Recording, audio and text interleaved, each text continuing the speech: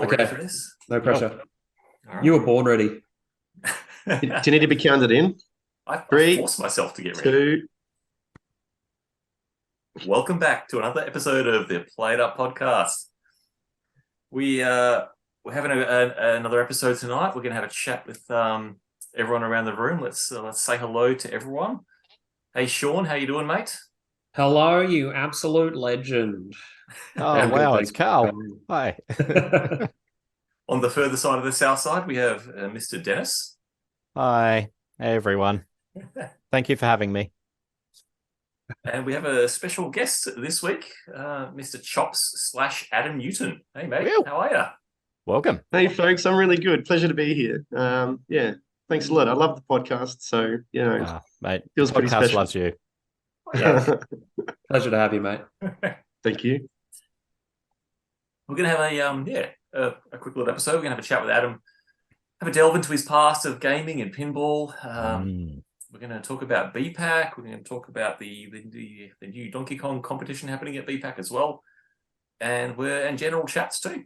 On top of that, so anything else anyone wants to cover in the sesh? Wow. Sounds good to me already.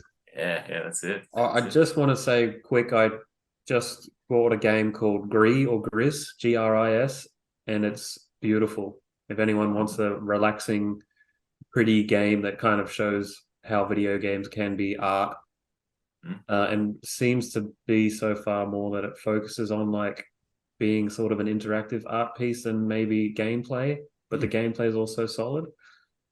Give it a shot. That's it for me. Gris. I'll shut up now. Gris or Gree? Yeah, I don't know. Gris, because it's fancy. Sounds like a game that people who prefer side quests rather than the main quest. Could be. Yeah. It is Distracted by the beauty of the game. I was playing it yesterday when I felt I've been sick, so I was like before that playing Cuphead, and the Cuphead's like tough. And I started playing Gree just to see what it was like, and I was just sitting there like, oh, this is fucking relaxing, man. Far out, man. Yeah. Far out, bro. This is crazy, man. Dennis, have you got any little nuggety chunks you want to throw in before we get rolling? No chunks for anyone at the moment that I'm aware of. I think we just in the process of finalizing a few things for BPAC, and so there's nothing that's probably of worth discussion at the moment. So yeah, hoping to have some juicy bits for everyone soon though. Would be really good. So I do love your juicy bits, mate. Thanks, mate. We're at the time of recording, we're 4 weeks out from BPAC, which is pretty darn exciting, and I think that we've got a really great event, particularly for arcade this year as well. That there's a lot of strong stuff that is like, I'm so excited to wait till it gets announced because it's going to be amazing, and I think Pinball is also no exception. That I'd love to be able to provide details, but yeah, we're not allowed to provide anything that's going to be a spoiler. We'll get in trouble. So, because just in case people do listen to this, we might get told off, and then I'll have to blame it on Neil. Yeah. But I think only my mum listens, so she doesn't know anyone in the community. So. Except Neil. Hey, come on, man! Neil's not even here. Supposed to be making jokes at his expense, not mine. Classic bullshit. Guys, I'm just going to drop a little nugget of info. We had the Daytona competition at Netherworld this morning today. Oh yeah, it was pretty good. There was some seriously tight racing going on. There was a lot of gentlemanly type racing going on too. So no wall pressure, no big hand, no big jam the brakes on in front of your enemy sort of thing. It was like you literally race as fast as the computer will let you race, and it ended up being like head-to-head nail-biting stuff at the end of every the finals. Yeah. Wow. That's much more well-behaved than I was expecting. Yeah, I thought there would be a lot of car checks, brake checks. I was literally expecting you to say the opposite, Mikey, and just to say that it resulted in punch-ups out the front of the world. And I was like, that's great. That would have been a good event. It was awesome to see. I haven't got the results on me at the moment. I managed to get 3rd place in the oh my god, in the in the Daytona advanced course. Woo! And that was my highest. I got 2 PBs today, one on beginner course, one on the Donkey Kong advanced course as well. You know, we all played the Donkey Kong advanced when we raced there.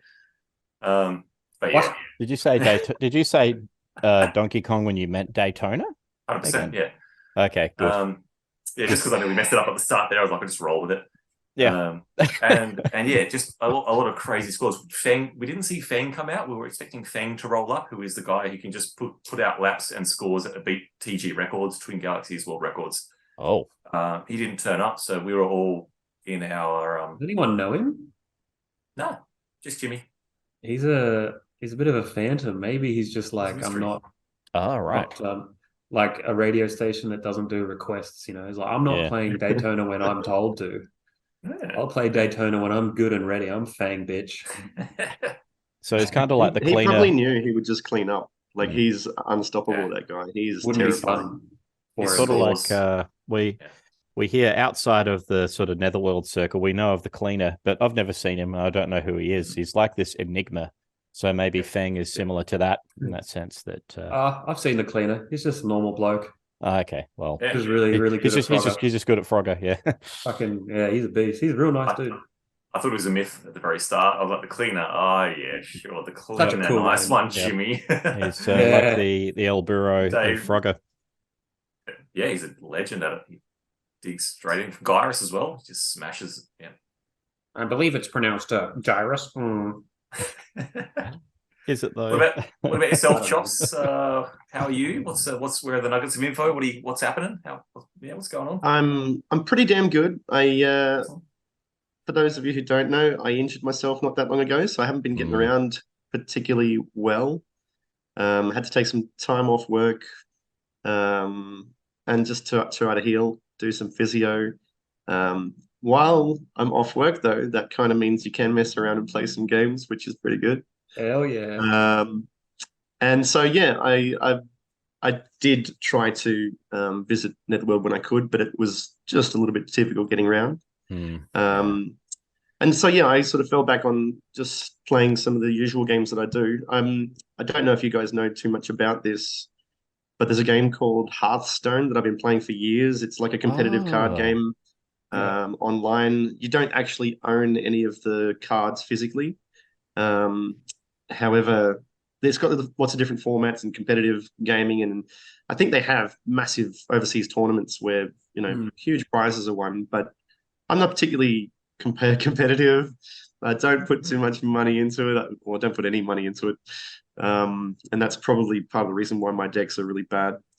Other than that, I've been playing with a few friends online to play Fortnite. The idea is to, as an old gamer, I figure I could get on there and kick ass and make children cry, but that's not the case. Children make me cry. Yeah, it's usually the opposite, isn't it? I found that when back in the days when I was playing COD, and I used to play the main game mode that I used to play. Adam I play zombies, and zombies. There is so much fun to be had being the worst teammate, though.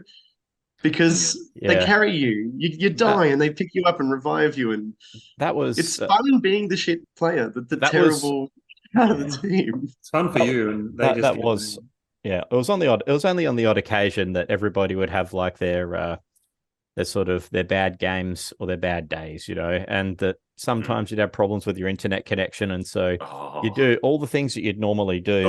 You have a latency problem, and you just get fucking destroyed by everything. Oh man, that's the problem, eh? It's a hella challenge. That's what I blame it on too. Yeah, hell yeah. You got to have like a wired connection, have the ports open.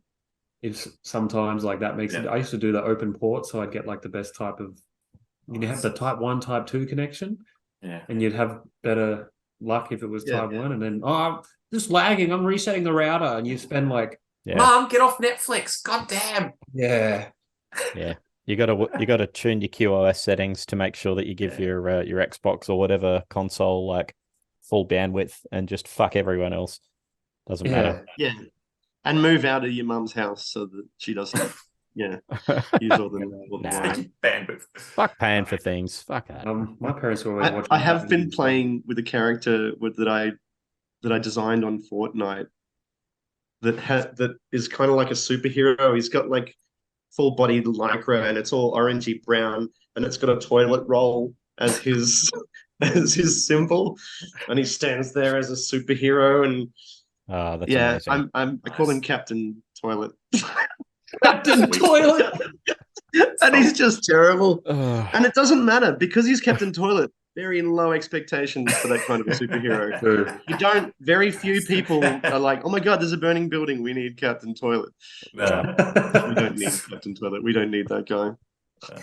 He's like, it That's sounds like a amazing. really like cool That's- name for a that's- plumbing company. That's amazing. And Yeah. the logo, Captain Toilet. Yeah, man, definitely. It's I can awesome. see it on the side of a van, a plumber's van, for sure. Fuck yeah.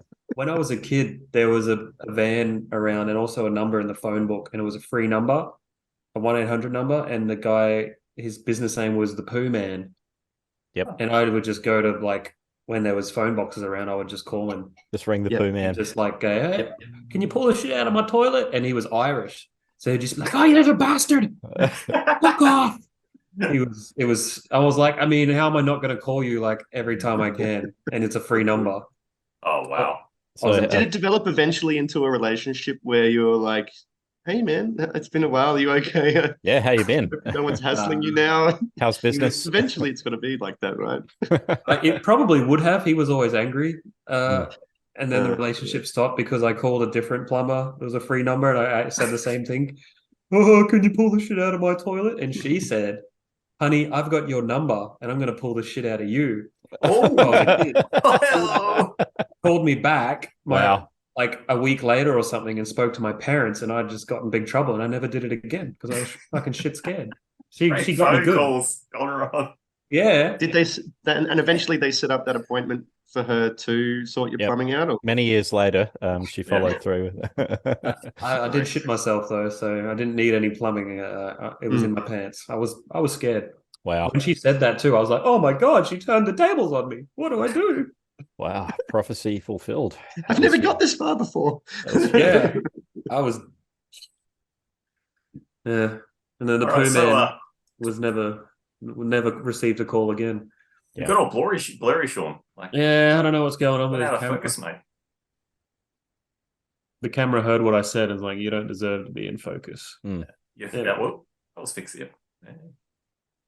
Sweet. All right, I'll stop steaming things up with my poo talk. Hey. So man. chops, yeah, back to it. But yeah, so you're playing games currently, which yeah, current games. Fortnite's fairly current, and Hearthstone. Fortnite's a fairly current been game, running but I for am a an long old time. school gamer. I have Yeah. man, I went looking back through my past, trying to remember Yeah. all of the Where did wonderful you games start? that I used to play. Yeah. I remember back really early on. So my family, we didn't have like computers and like lots of different options to play games. And I remember, I think, oh man, most of the time I was playing on my friends' consoles or computers. One of the earliest opportunities I had to play a game on a computer that we owned was one of my uncles actually gave us a computer with a wonderful, was it 5.25-inch floppy drive, Yeah. and it came with a Those game are called bigger ones? Captain Comic. Is it 5.5, 5.25? Yeah, five and a quarter, yeah. The bigger ones. Yeah, they were big, and they were fragile too. Bendy. Actually floppy disks, yeah. They were actual floppy disks. Well, so were the 3.5-inch ones too, but they were inside a hard plastic case. Inside of it was like plastic. That's And true. yeah, I played this game called Captain Comic, and it was just a side-scrolling one. And no, I doubt if many people would remember it as a particularly good game, but it was bright, it was colorful, it had great music, and I couldn't stop bloody playing it. I'd never done anything like it before, so I must have been very young. I must have been like 7 or 6, and at primary school, once I turned 8 or so at Wellington Point State School, one of the teachers there ended up having a computer. This is when computers weren't in schools, and like you would get to during the lunchtime, as opposed to some revolting teachers, doing awful stuff with their kids. This guy was showing us computer stuff, and we'd go and play. And we were playing things like Pac-Man. And I remember one time, a very embarrassing memory, but it just sort of gives you an idea of how much I was just blown away by these games. Was I sat there and I needed to go to the toilet, and I didn't go to wouldn't leave. And I ended up weeing myself playing this game, right? And that's where you became Captain Toilet. That's when I became Captain Toilet. What an origin story. Oh, wow. I was just, as soon as you said like Captain Comic, I was like, I'm waiting for a Captain Toilet joke now. You were ready. You were there. Congrats. But yeah, from then on, like, even though I didn't have computers, like computer games at home or consoles for a while, I did end up having some consoles. Some of my friends ended up having things like that. I had a mate called Tristan, who he ended up having a computer where I started learning and playing all sorts of games. Like, do you remember we played Scorched Earth, Mike? Oh, yeah. That's how long ago I was playing Scorched Earth. Oh. That's such a fun game. It's such an incredible game. And that's what we'd do. We'd finish school, we'd walk to Tristan's place, and we'd get our ass kicked by his older brothers. But it was really good. And I had another friend who also had another, I think it was a Commodore 64 or an Amstrad. I can't remember. And he had like an adventure game. I think it was, Indiana Jones sort of style adventure games.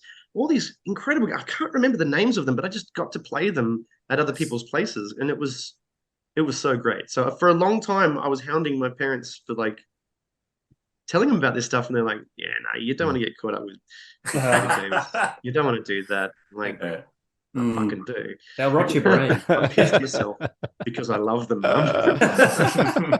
and I managed to blame somebody else for throwing juice on my pants. That's how I think I got away with it. But there's no way you get away with that sort of thing. Whoever's juice that was, right from the word go, loved games. Yeah, sweet.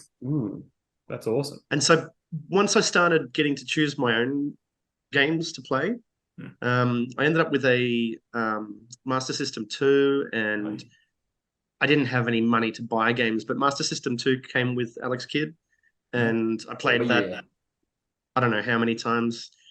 Eventually I ended up, as you get older, you go to visit your friends and stuff, and they've got even better. They've got like the Super NES and the Mega Drive, and so they've got better consoles that don't have games built in. What was up with that? Why did they stop doing that? Yeah. Well, I guess it's online now. You can download a lot of stuff online now.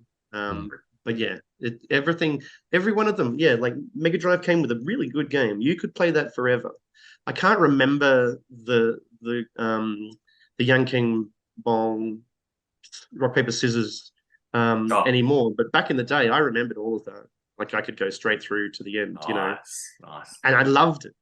I wasn't trying to beat anything. I just loved it. I wasn't trying to compete against anyone. Fun game. Just fun. Just absolutely fun. And then you get to explore those areas. Once you're really good, you've got the confidence that you're not going to die.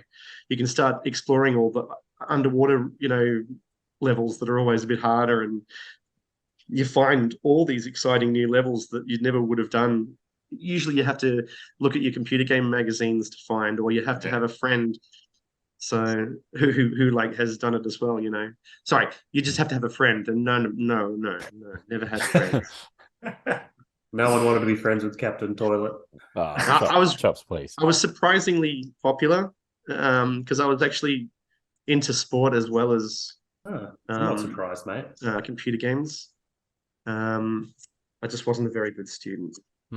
What was your sport of choice, Chops, if you don't mind my asking? What was... So early on, I was good at athletics, and I'd play soccer and football. I used to play... so there's like...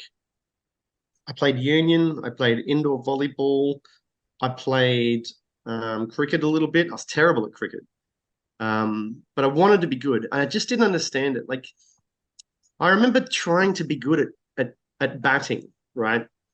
And I would have my can't remember the teacher's name, Mr. Scanlon maybe, and he was like cricket's really simple and straightforward. You push the bat forwards, you move it a little bit. You don't have to move the bat much. You just push it in front of the ball and the ball goes away from you. It's not complicated. I just couldn't get it. I couldn't remember my head around it. All the other sports I played, I was actually quite good at. It's just cricket was just couldn't get it. I was very good in the field. I had great aim. I could throw it right to the stumps. But and later on, like after I was, I got over the fact that I was never going to be a good cricketer. I got to play, cricket games on PlayStation and you get to hang out with your mates then and play cricket against each other, and that was cool. You could drink beer while you're playing cricket. You don't have to be good. Did you play Shane Warne Cricket 99? That was one I played a fair bit. That was pretty good. Probably did. Yeah. What was it on? International cricket was PS1. Super Nintendo, wasn't it? Well, international cricket was Super Nintendo. That's right, yeah. Shane Warne Cricket 99 was PlayStation 1, maybe? Yeah, if it was PlayStation, there's a good chance I played it. Sure. I think I do remember playing that a lot. But even before then, earlier on, I think most of the games that I was playing were adventure style games, like Ultima Underworld, and there was like, I guess maybe it's not an adventure game, but I'd be playing like Wolfenstein and Doom and just first person and exploring stuff. I know that Wolfenstein and Doom don't sound like adventure games, but to me it was pretty cool. You're with someone else entirely and you're adventuring around. Just happened to be shooting. I think they were, because Nazis and devils. I think with those games, part of the excitement wasn't really so much just going around and like killing everything in an entire level. For me, it was more about going and finding all the secret rooms that you had no idea about, and with very limited information on the internet. And if you didn't have the particular magazine issue that would have all of this stuff in it, that it was up to you. You had to go and find everything and figure out puzzles and stuff. Doom was really good for that. Absolutely. One of my friends, like, so I must have been maybe 11 or 12, or maybe a little bit later. I can't remember. Morgan and I used to go to his place, and his parents were a very successful landscape architect firm. Cool. And so he had a very nice PC, and man, we spent, I don't know how many hours desperately just pressing spacebar up against walls all the way around Wolfenstein and Doom levels. And, he eventually ended up becoming incredibly good at Doom and Quake, ridiculously good, like learning how to do like rocket jumps and stuff like that. I don't know if you remember that part of the game, but that's a skill that I never learned. Yeah. And eventually, we'd all have computers and we'd all link them up and have LAN parties. And, we'd spend the entire weekend just getting smelly and disgusting. But holy moly, we had fun.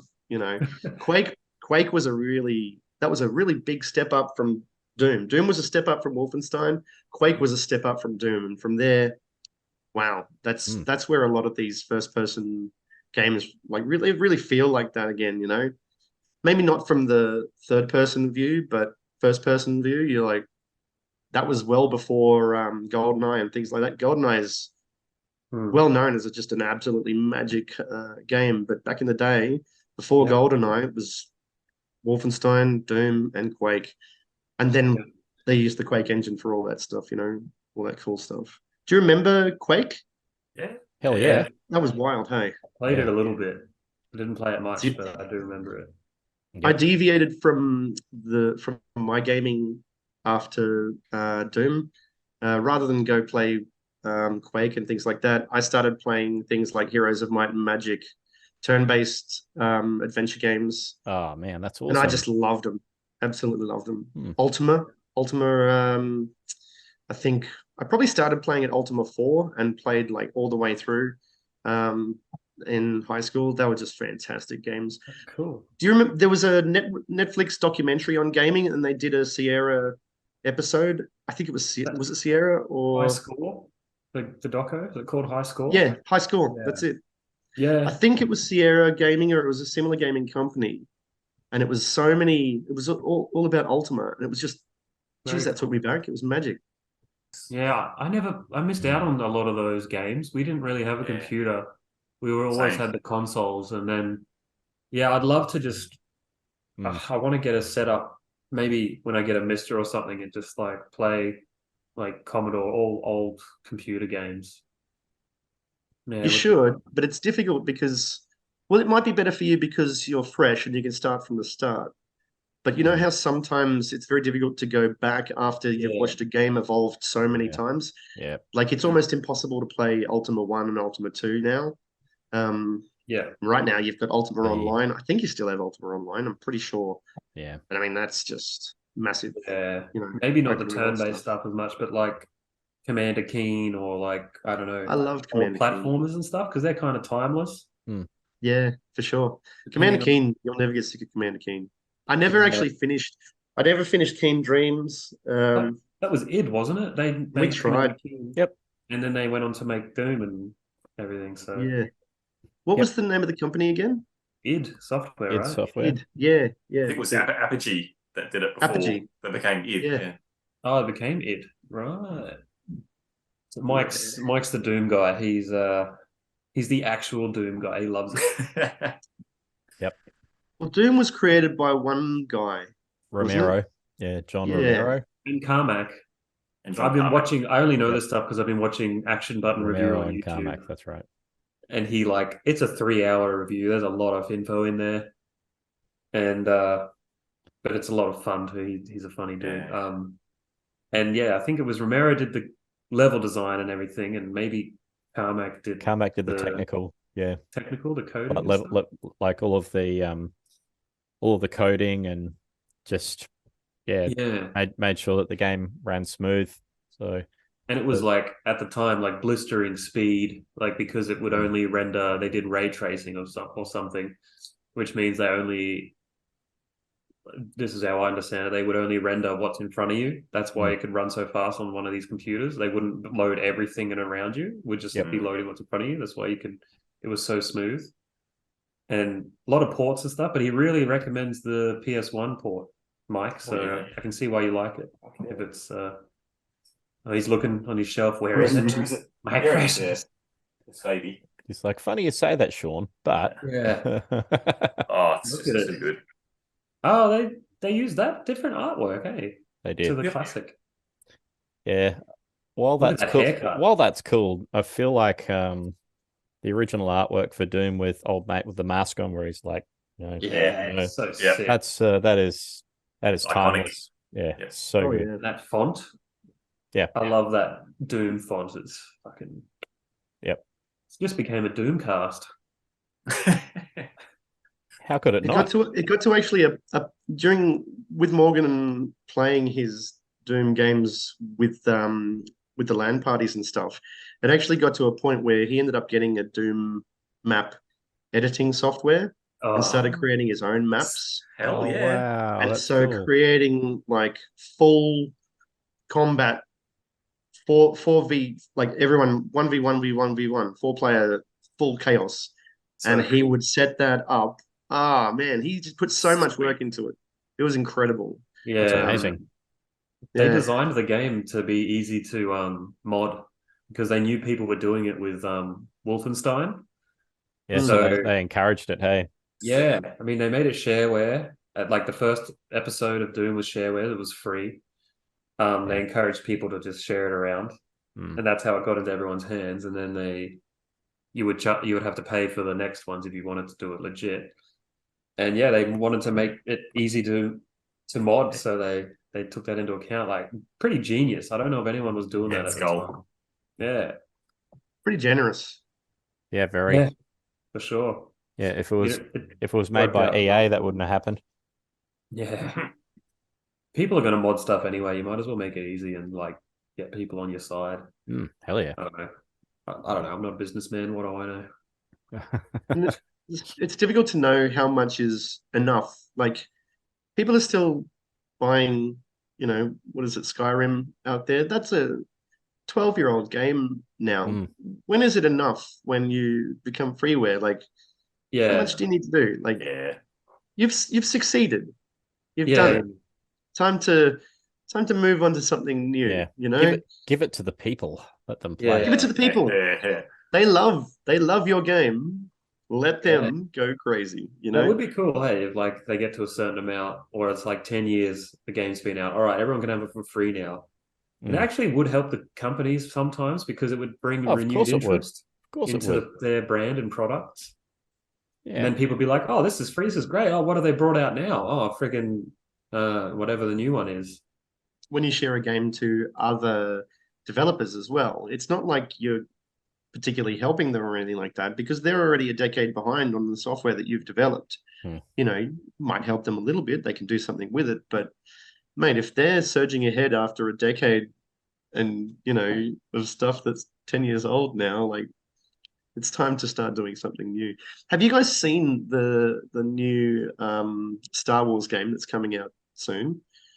It looks incredible. It's going to be like a free world, open world, open universe. What like SWATA was? What's it called? My friend Simon sent me a message about it, and I've been because I know meaning to about check it out. I know about SWATA or Star Wars: The Old Republic. Outlaws? Oh, sorry, Denny. So Outlaws. Is that what it it would might be called? Outlaws. Oh. But essentially, you're playing kind of like a rogue type, space cowboy, Han Solo type smuggling character. Ooh. Fly by the city of pants, have Western style shootouts in space with your laser guns, and put together your own cool spaceships, adapt, chuck new shit on, take shit off, adjust to make it more speedy or stealthy, more cargo. You get to have dogfights in space, travel the universe. It sounds really cool. It's cool.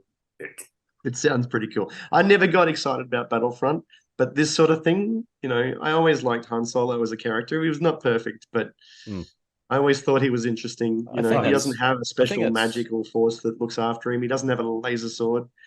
He's a smuggler. I think that's why a lot of people did like him though, Chops, because he was relatable. He was a slight departure from the timeline or the storyline that everybody sort of identified with the Jedi side, but then so many people loved the whole rogue character as well, and I think it's part of like the secret sauce that made Star Wars what it was and so good. Yeah, really. Sure. So it's sexy great. Underdog bad boy. It's also Harrison Ford too. I couldn't imagine Harrison Ford playing a Jedi. I can't. Nah, you know. Nope. He's too gruff and like grumpy. He'd just be like, "What is this bullshit?" It might work. A gruff, grumpy Jedi is pretty cool too. True. He'd be more. It's never too late, Harrison. Like, if you're listening, I could see Harrison Ford as a Sith. Yeah, he's awesome, man. I watched he loves this podcast. Shrinking, the newest show on Apple TV, Shrinking, and he's in that, and he plays a gruff dude, but he does have a soft side, and he's real funny. One of the episodes, he gets super stoned. Harrison Ford's being stoned. It was really cool. awesome. Yeah. Nice. Yeah, this looks cool. This Star Wars Outlaws, and it's being made by Ubisoft. Yep. And so that's going to be well made and look beautiful. Good studio. Yeah. Very cool.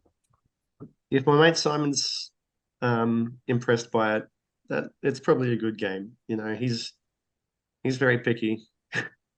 Cool. Nice, man. That's good. I like having friends that are picky. Who, when they recommend something, you're like, all right, I know now that I need to check this out. Picky's probably not the wrong word. He actually got the shits with me because I was a bit of a gamer, and he always used that. That was one thing he always had to give me shit about. And then, all of a sudden, I think it's called The Last of Us came out, and he just fell in love with the game and just. It's so good, man. It's all over now, mate. You're a nerd like the rest of us. Yeah. Come to the dark side. And he just so loved it. And he started to understand just how much pleasure it is to, completely just you dissolve and you're off in a fantasy world. You're an entirely different character. You're in the movie. You're making choices in a movie, and it's so fun. A good game is just incredible like that. So good, man. Yep. That's my favorite modern game. I just replayed it on the PS3. because I never played the original. I played the remastered version on PS4. Okay. And then I had like over 100 hours playing the multiplayer, which was really well done. I think a lot of people don't even know Last of Us because it's so like, is it regaled? So well known for its story mode. It actually had a really good online multiplayer mode. I never knew that it did. Wow. Yeah. And it Okay. was really well done. I don't know if the servers are still up, but they didn't include it in the PS5 version of the part one where they. Oh, okay. That wasn't actually a remaster. That was a remake where they changed like the enemy AI. They did the graphics from the ground up. Looks beautiful. I haven't played that version yet, but I will. What was the online gameplay like, Shaun? You had like your general. So the idea was that you had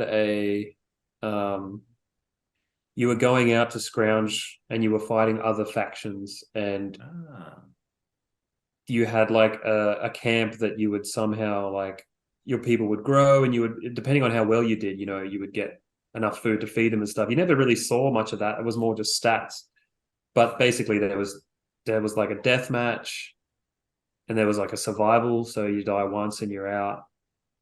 And then something else. I think there was only 3 modes, but it was just really well done, and you couldn't play it like COD.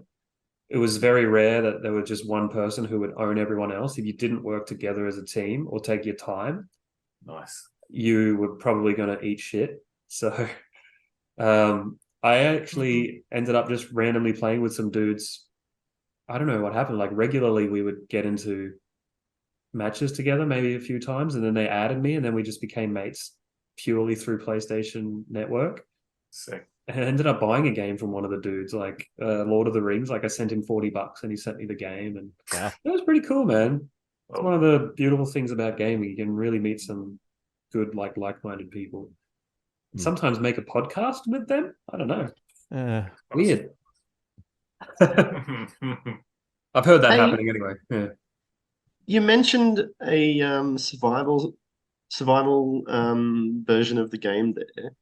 Yeah. Have you guys played many survival games? There's a whole heap of them out there, and I never play them. I love watching people who are very good at them play. Like Rust. Have you seen Rust? That's been going for a long time. And it's just, I think it's called Rust. I don't know. Yeah, but it's I've heard of it. an incredibly complicated game. You have nothing. You have to break down trees and build tools and build everything from scratch, and you have to go scrounge for resources. And it's a very popular game, been around for a long time, and every so often a YouTube clip pops up, and I just love watching it because there's some really entertaining, Rust players out there who do some very cool stuff. Oh, so it's literally like a survival, not like a survival horror game, but like you're just trying to survive and you need to scrounge. Well, some of the things that happen to you are pretty horrifying. Yeah. It looks cool. It's pretty cool. It's cool, but it's also heartbreaking when you leave you go to sleep like in real life, and you come back and someone's raided all your stuff, and you're like, God damn it! It took me all day to get it. I'm working so hard. Guess I'm gonna raid their stuff. I guess I'm gonna be the asshole too. Is that sharing for you guys? Yes, it is. It's coming through. Yep. Yeah, this is just some screenshots of like Rust. Like, oh, that's a weird one. That dude's naked. Yeah, so when you go out raiding, you don't want to lose any of your good stuff. So sometimes focus on people the nudie just collect shots. Resources and stuff naked, so that so like you take pity on a person who's got just a little leather loincloth or whatever on. But yeah, been going for a long time. That's cool. That looks kind of like Very it's really small, man. but looks like he's got a Oh, it's a rock. I thought maybe he's holding like a bee's. So right from the word go, you need to grab a rock and try to chop a tree down with a rock, or smash up some rocks to get more rocks. And you go, how many rocks do I need to build a bigger rock? Good Lord. That's crazy. It's quite good. Look at that guy's computer penis just hanging out. Sure is. Yeah. Oh, shit. People write messages on their doorways as well, like, please don't raid me, I don't have anything. It's really good. That's cool. Yeah, I'll check that out. Wow, survival and people games. can band together in these big war bands for protection. taking over entire servers, and it rotates through a cycle. My God. You know, you have a limited number of hours through, and then after, I'm not sure, maybe a week. I think each week maybe it resets, and you start again with nothing. Joining different servers. I think that's the way it works. Probably wrong because I've never bloody played it. I've only watched really entertaining YouTube channels do it. You know more than I, sir. It sounds interesting though. Yeah, I might actually might have a squiz when I've got nothing to do one evening and I can't sleep. I'm gonna go and search people who are playing Rust on Twitch. That'll help you sleep, mate. Yeah, you never know. Usually, I reckon there'd be pretty interesting stuff that people would get up to from the sounds of it. Like, it doesn't sound like it's all horrifying shit. I'm sure some of it is. I mean, you probably see the best and the worst in human behavior in a game like that. I find that fascinating. You definitely in a way. do. And you can talk to people in game, in the moment, and do deals, plead for your life, desperately, get help. You never know. You're either going to have a really bad time for a few games, and then until you finally learn how to make like a sleeping bag, and you can finally save your place or something. Cool. Or you're going to have a really good time. You'll find just exactly the right person to help. Because I don't think there's actually instructions for it. Someone might have put them out there, but the game doesn't come with instructions. Wow. I kind of love like that. all the most difficult bloody survival games, That's oddly amazing. Imagine like that. You know what it's like when you were playing early games like Nintendo games, and you'd never read the manual because no kid ever read the manual before you play the game. Like, I don't know if you guys did. I never did, but I looked at the photos in the manual sometimes. Yeah, but I never read it fully. I don't think. Yeah, you get into playing the game and you discover that you can do really cool things in a game, and that process of discovery was one of the things that was the most exciting about games like that. And I kind of like the idea of it not having a manual, that you can relive like that process of discovery again and be like, I didn't know I could do that. That sounds great. Yeah. I think cool. Stardew Valley did a similar sort of thing where you didn't have a manual as well, but so many people out there built such big communities to help each other. And but I think being in a survival game without a manual just hammers home just how difficult it would be anyway, so maybe that's where they want your head at, they want you feeling a little bit. There's no manual to life, is there? Without any bloody clothes on. Actually, there is a manual to life, guys, and it's called the Bible. Oh, right. Tell us more, Shaun. Thanks, Shaun. Well, on the first day, this is where we have like the I don't know anything. It's good having Mikey back on the podcast, because Mike can go. Yeah. So anyway, Chops, tell us about. Actually, yeah. Can I take a whiz, guys? Should we have a whiz break? No. Yeah. No, you have to do what Chops did, and you have to sit there in your chair and not move. All right, I'm going to put some Pac-Man on. Yeah, Pac-Man would be enough to make me soil myself. Michelle, I've peed the worst thing myself. about it. The worst thing about me pissing that chair was it was an old school timber chair, so my piss just soaked in. So someone would have to have sat in the piss of like the pissy chair for the rest of the year. Oh, hilarious! Oh, you're sitting in Chop's piss chair, ha ha. And I wasn't known as Chops back then. That makes sense. Turns out. Funny enough. Adam's piss I've had a chair. few nicknames over the years, actually, but no, that wasn't one of them at the time. You were known as Captain Toilet. Captain Toilet. Yes. Which would be so funny if like people started calling you that and you actually just embodied it and then came to school with a toilet paper roll on your chest. Make fun of me / Netherworld, coming into Netherworld. If you guys ever play Fortnite, hit me up and we can play some games, and you too can really start some shit with Captain Toilet, Yeah. Fucking right. I've been desperately trying to come up with some cool taglines, but they're all terrible, Let's go wipe these guys out. Yeah. No good. We got these guys pissing themselves. Yes. Nice. It's just so puerile, but it's let's flush them. That's the beauty of it. I'll flush them out. Hey guys, Shaun here. Thanks to everyone who tunes into the Play It Up podcast. We really love doing this podcast and really appreciate everyone who listens. You can find us on Facebook and Instagram by searching for Play It Up Podcast. You can find the full video podcast on YouTube, and you can listen to us on Spotify, Apple and Google Podcasts, Anchor, and more. If you want to ask us a question, you can do so on Anchor, and your question will be featured on the podcast. If you like what we do, please remember to like, review, comment, follow or subscribe, and please recommend us to your friends. Thanks guys, and enjoy the episode. Maybe your pinball history to start, because we haven't really talked much pinball on the podcast at all. And we all play a bit of pinball. Like Mike is in a league. Denny, you play pinny here and there, don't you? I do play a little pinball, but I tend not to. I haven't much at Netherworld, but yeah, I do have the odd game at 1UP. So yeah, pretty bad at Doctor Who. 1UP's games are phenomenal. I really love 1UP. They're just great selection, old, mid, new, great condition, well looked after, fun machines. It's great. I love it. Yeah, the benefit of 1UP is they are like one of the benefits of, obviously there's lots, great selection, great venue, great staff, like awesome place. But not having alcohol involved really would help the machines stay in better condition, I think. I mean, not from the general, like Netherworld's like actual people who go there to play, they're not going to be causing much damage, but I'm guessing the people who are getting drunk and not thinking, maybe spilling drinks on machines, putting their drinks on the machines, that kind of stuff.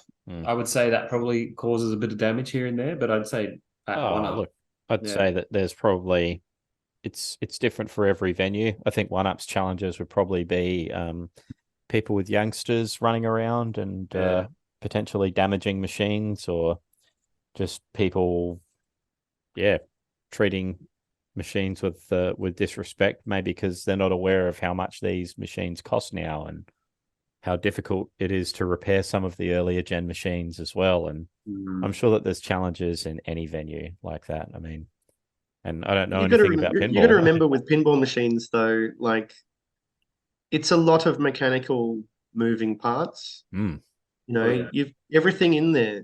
It's not a digital playing field. It's a physical 3-dimensional playing field that is, affected by real physics and wear and tear. You've got rubbers, plastic, metal.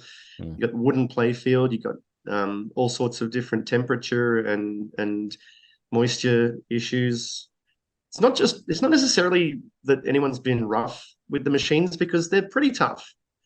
It just turns out that there's just so many physical aspects that need to be looked after and maintained and replaced.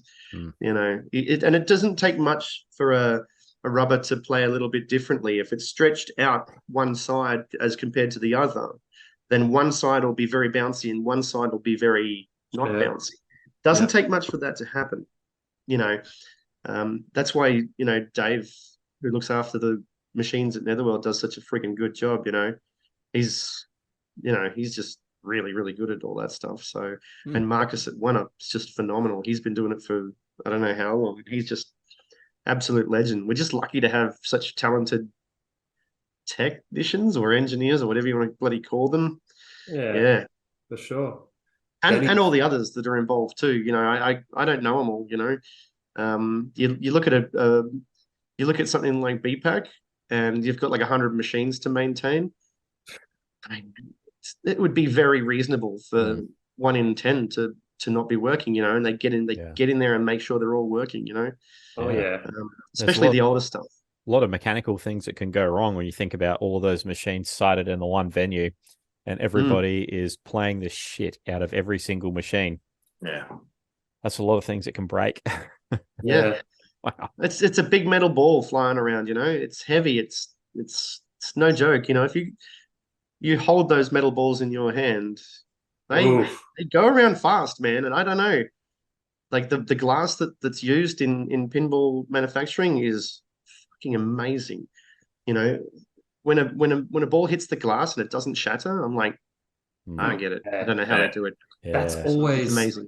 It always scares me. Out of me, the sound that because I've thrown plenty of ball bearings through glass in my day, and it doesn't even affect it. I did it for a job. Oh, that would have been cool. That's an interesting job. I did not do that for a job.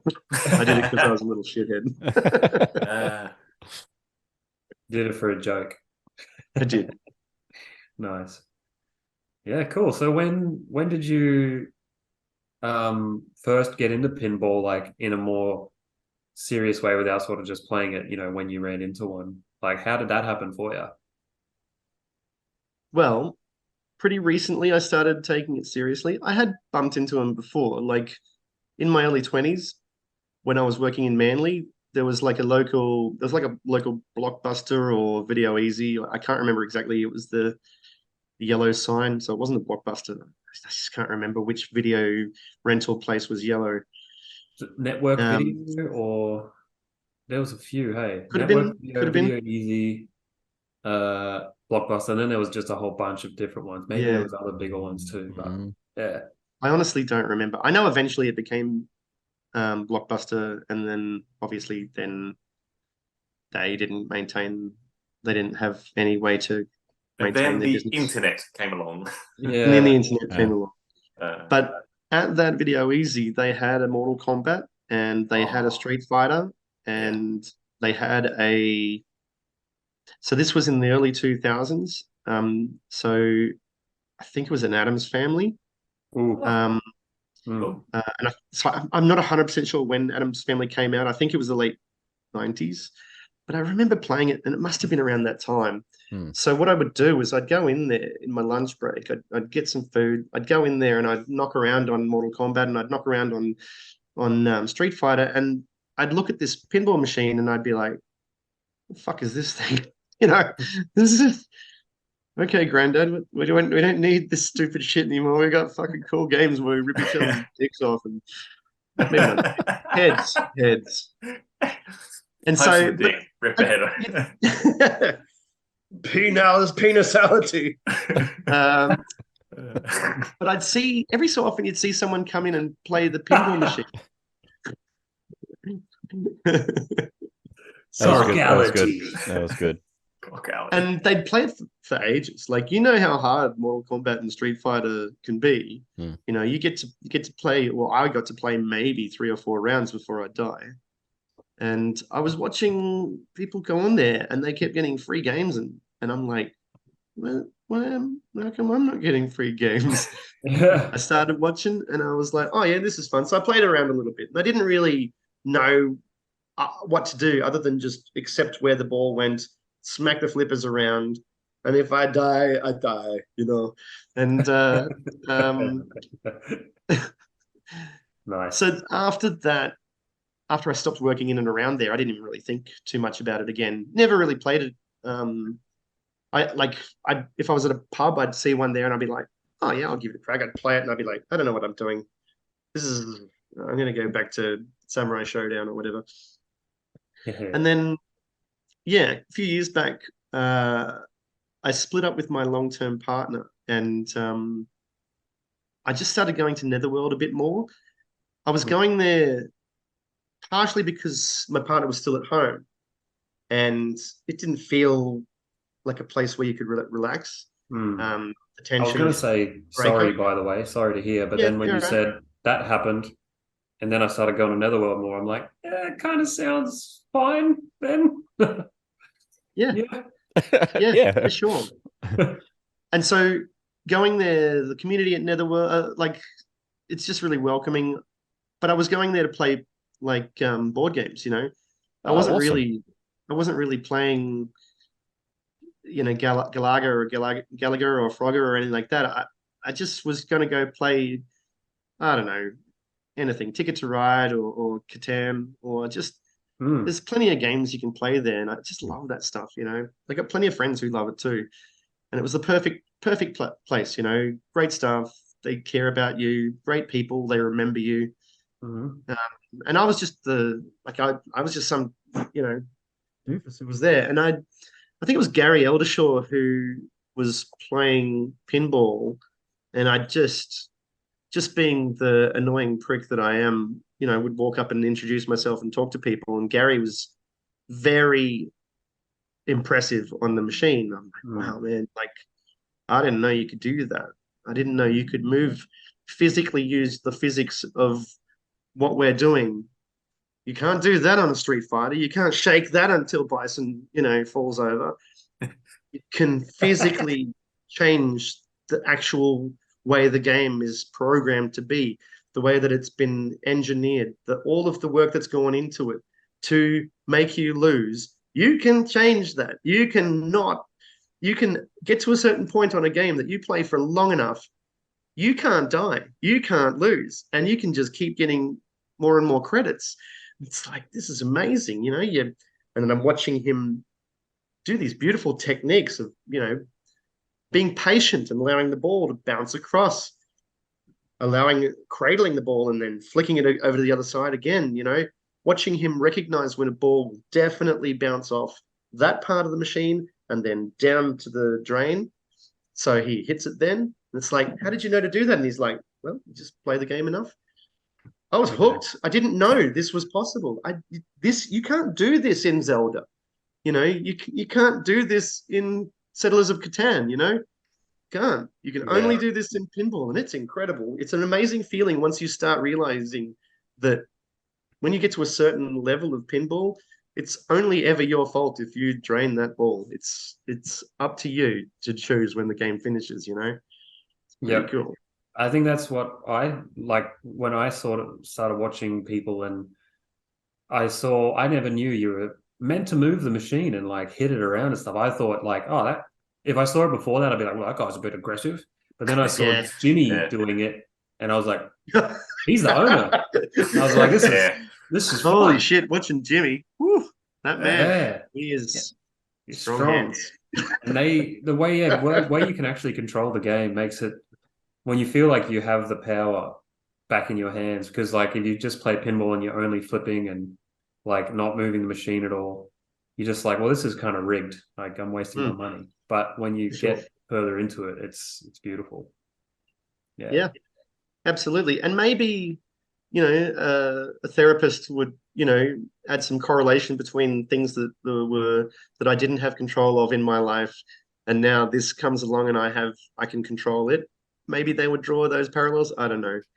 But I started playing different games on there, and it was Medieval Madness. I don't know. You would know Medieval Madness. It's probably one of the most popular, one of the greatest machines ever made. Yeah. Magic, right? It's my son's favorite.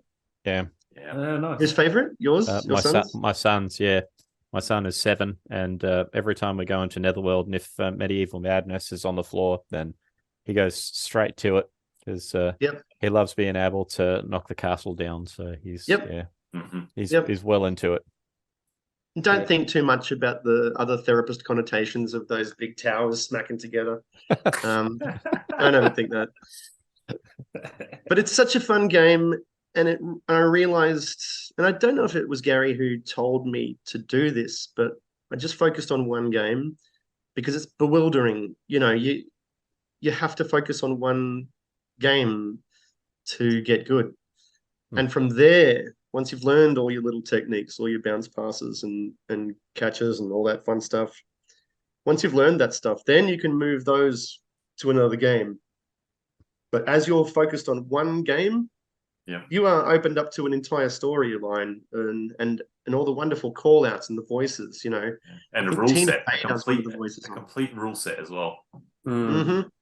Well, it took me a long time to really understand just how deep that game is. I thought, when it's the perfect pinball machine, So it's got everything you need as a learner, as an intermediate, and as an absolute expert at it. There's so many different ways to play it, and everyone will enjoy it, no matter their skill level. Is that Medieval Madness you're talking about?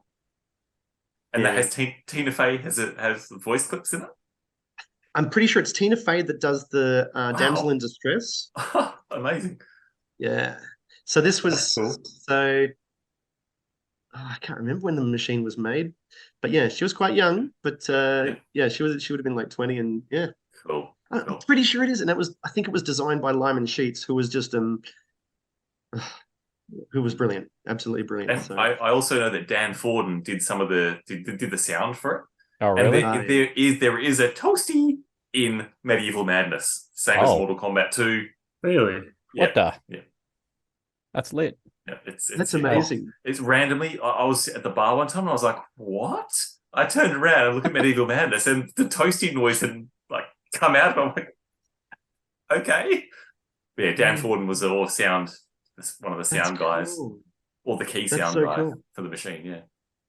And And how cool? Dan- How cool is it that that's like a There's so many different correlations between arcade games and pinball games that they do this stuff. You know, another one of my favorite machines is NBA Fast Break, and all of the call outs. That's the same person doing all of the call outs as in NBA Jam. What? Mm. Oh, sick! Wow. Same teams as well, like the old school Sonics and stuff like that back from the Holy 90s. shit! Awesome. Yeah, it's such a friggin' just great call outs. He's on fire. Yeah. From Yeah. downtown. The From downtown. I think he did the A Ramalama Ding Dong. he's heating up. Yeah. Monster heating up. Jam. Monster. Yeah, I man. think they did Classic. an NBA Jam for PS3 and Xbox 360, I think. And Wii, I think. And I think they got the same guy to do the call outs. And it's like updated graphics, but it's very much the Sick. same gameplay, just a bit like extra. And I played a lot of that. That was I think I've still got it. It's a really good version.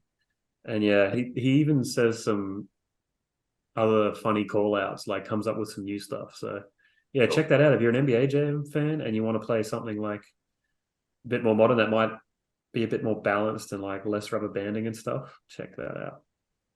Yeah. That sounds like the perfect recovery game after you and your mates in your 20s and early 30s of like woken up dusty on a Sunday morning, and you get up and you go, let's all play NBA Jam, you know, four hungover idiots just playing a computer game together in recovery mode.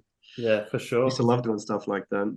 Yeah. Oh. If you've nearly been playing arcade or pinball for nearly 24 hours at Netherworld, it would be good to try and do that as well. Get a bunch of people to play NBA Jam and see if they can work it out. That'd be something. I can't believe I've only done one of the 24-hour the death buys. Brutal. God damn it! Like it's hard work. Yeah. I cannot believe like people back it up. Like Doivid, he's done 6 now, I think, or 5. Yeah, I think I he's don't know how he does it, man. Like, geez, I can't do that stuff. Friend of the show, Doivid Clarke. He is a madman. yeah, Absolutely magnificent man. He is beautiful. Surprisingly, he and I went to the same high school together, just at very different times, obviously. yeah, right. He's much older than I am. Yep. And he also today he did win the expert course competition at Wow. Daytona. Yeah. He is a monster at it.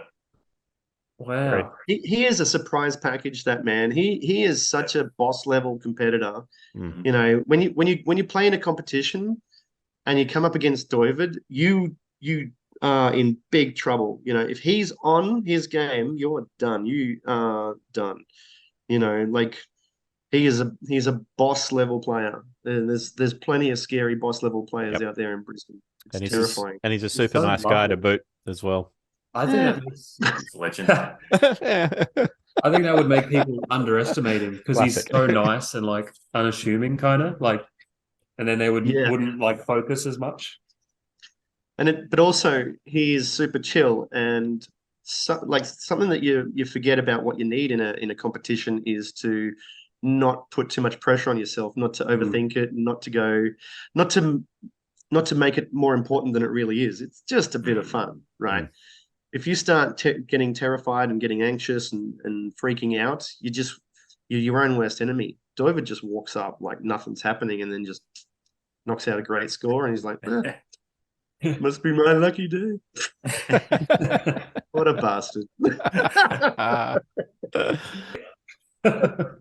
Speaking of competitions, There he is. There's a big a big event coming up starting on the 14th of July called the old BPAC. Yes, you guys were talking about it in your last podcast because you've got your Kong off and your way of the fist. Yeah, we've got our AAC and our ultimate punchy thing as well. Ultimate punch, that's two-headed monster comp. Yeah, all sorts going on. Third strike tournament. So it's the Yeah. Brisbane Pinball and Arcade Collective happening from the 14th of July to the 23rd. Is that right? Yeah, That's I right. believe so. Yeah. That's right. You're That's right. So in Friday and around afternoon, Brisbane, all the way get there. through. It's a tough 9 days. You know, you're on your feet for most of the time. It's a bloody good it's a bloody Yeah. good place to do it though. You know, You're a pinballer, you're on your at feet, Brewdog mate. in Morningside, they shut down production just so that this like international level of competition can go on. It's crazy. Yeah, It's really exciting. I'm Yeah, so pumped. it's important to remember that it's not just a Brisbane level event. BPAC is a massive thing, and there are players who fly in from around the world to compete Yep. at BPAC, and I find that incredible. So I think if anyone in podcast land is listening and thinks, oh, it's probably just a local thing, BPAC it's huge. It's Massive. it's an amazing thing. Yeah, we'll be getting the world number one. He'll be here, Escher. He'll be there. Yep. Who is just, I don't know, man. He is something else. Sometimes you just run out of words. That guy it's just so easy. He's just incredible. And then you've got other players like Steve Bardell, who is a programmer himself, travels around and does competitions and commentates and works for American Pinball Company, I think. He was certainly part of helping create the Valhalla pinball machine. And he's such a nice dude, and he's such an incredible player. And he was there last year as well. Escher was last year as well. And we in Brisbane and in Australia, we have terrifying players. You know, we got Lambo, like number one in Australia. He is. Shout outs to Lambo, like Lambo. He is bewilderingly good.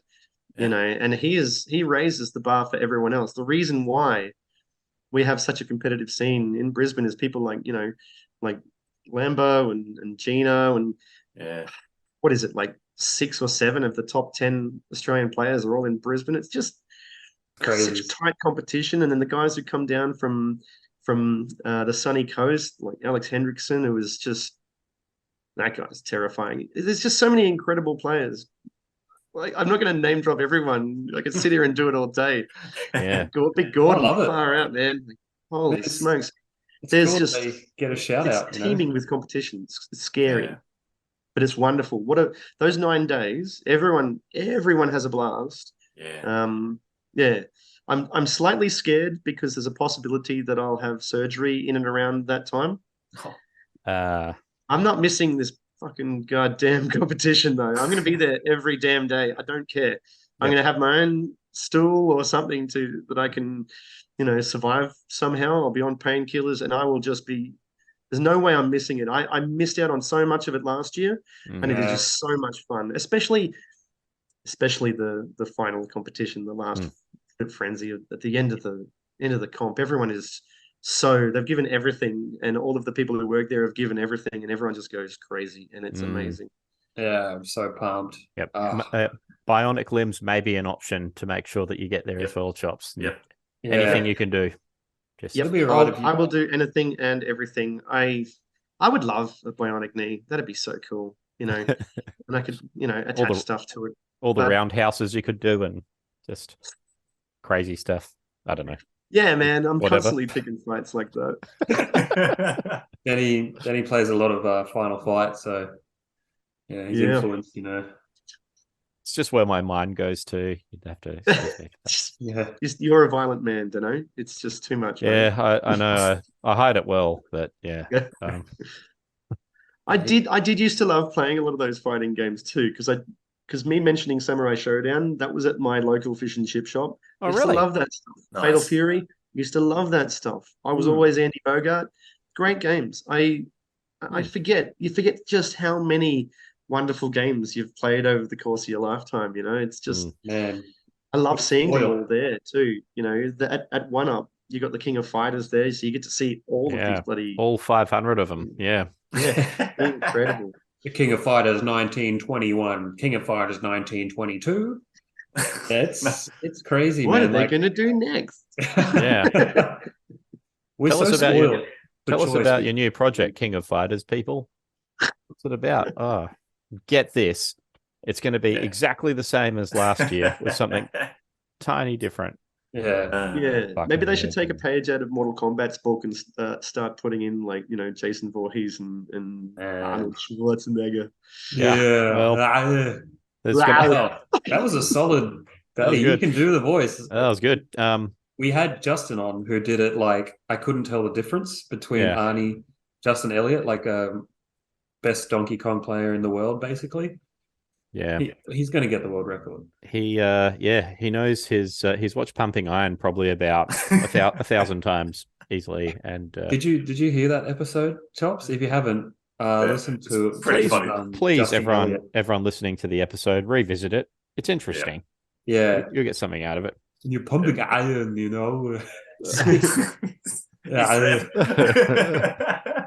does it like perfect. Like a lot of people can do Arnie's accent pretty well. That was the only time where I've been like, holy fuck, it's actually him. Yeah. The tone and like, yeah. I'll go Yeah, check feel it out free again. to- I have a funny feeling I did watch it, but Got through most of it. so when I'm out and about with the client in the car, some of them, love listening to music or love listening to voices or whatever. Man, if it's the right client, I just chuck on the podcast and listen to you guys That's awesome. chattering. That's Oh, amazing. That's really cool. Yeah. man. And then you never And I also see them again. put on shoutouts shoutouts to another incredible pinball player, James the Fury Drury, who Great name. also does his own music on Spotify too. And so I listen to a lot of that. Oh, Stereo cool. Timelords. He's Cool. yeah. I have a client who just loves the Stereo Timelords. It's all electronica and it's Cool. just Cool. I'm going to check it's them out. really good That's music. sick. Shout out to James. That's cool, man. Yeah. Stereo really cool. Time Lords. Yeah. Yeah. Yeah. Yeah. Awesome.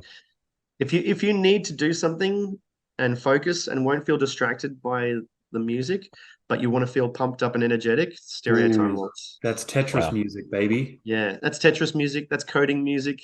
If you're doing homework, you chuck it on.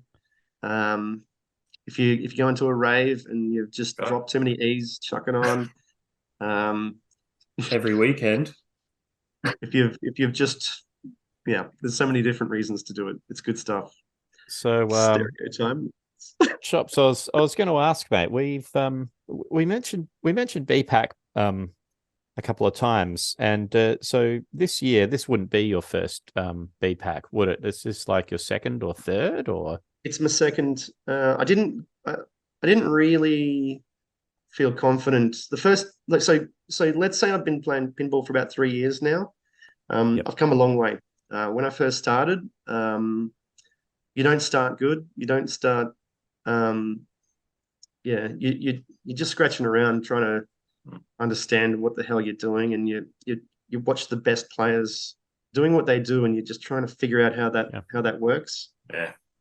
And fortunately, because of Brisbane the way it is, I had so many great teachers who are just so generous with their information and time, and are willing to put up with me annoying the shit out of them. And I had a really good first year where I developed very quickly. But however, again, I wasn't really focused on the idea of going to a tournament. It didn't even occur to me. I was just having a blast, and I was having so much fun that I was at every tournament, every Tuesday night tournament, just the regular fortnightly tournament they do there.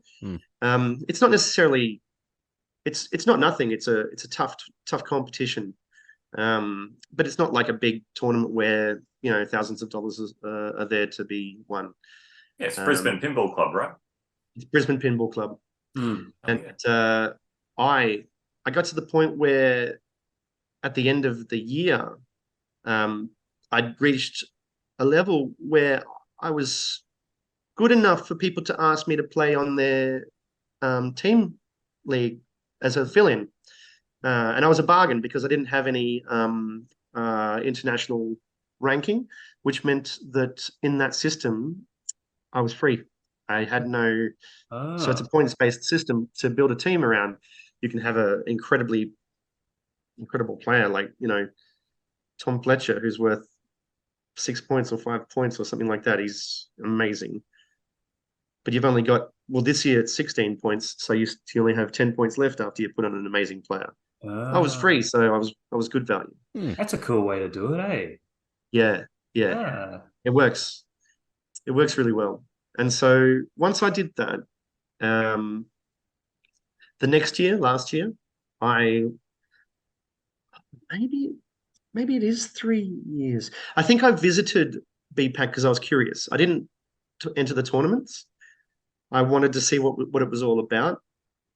And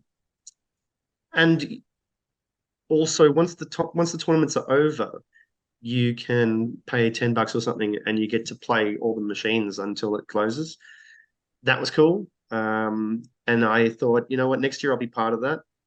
I think I have a funny feeling that my workload last year was a little bit erratic and I couldn't commit to the entire competition of 9 days. Yeah. That's a big commitment.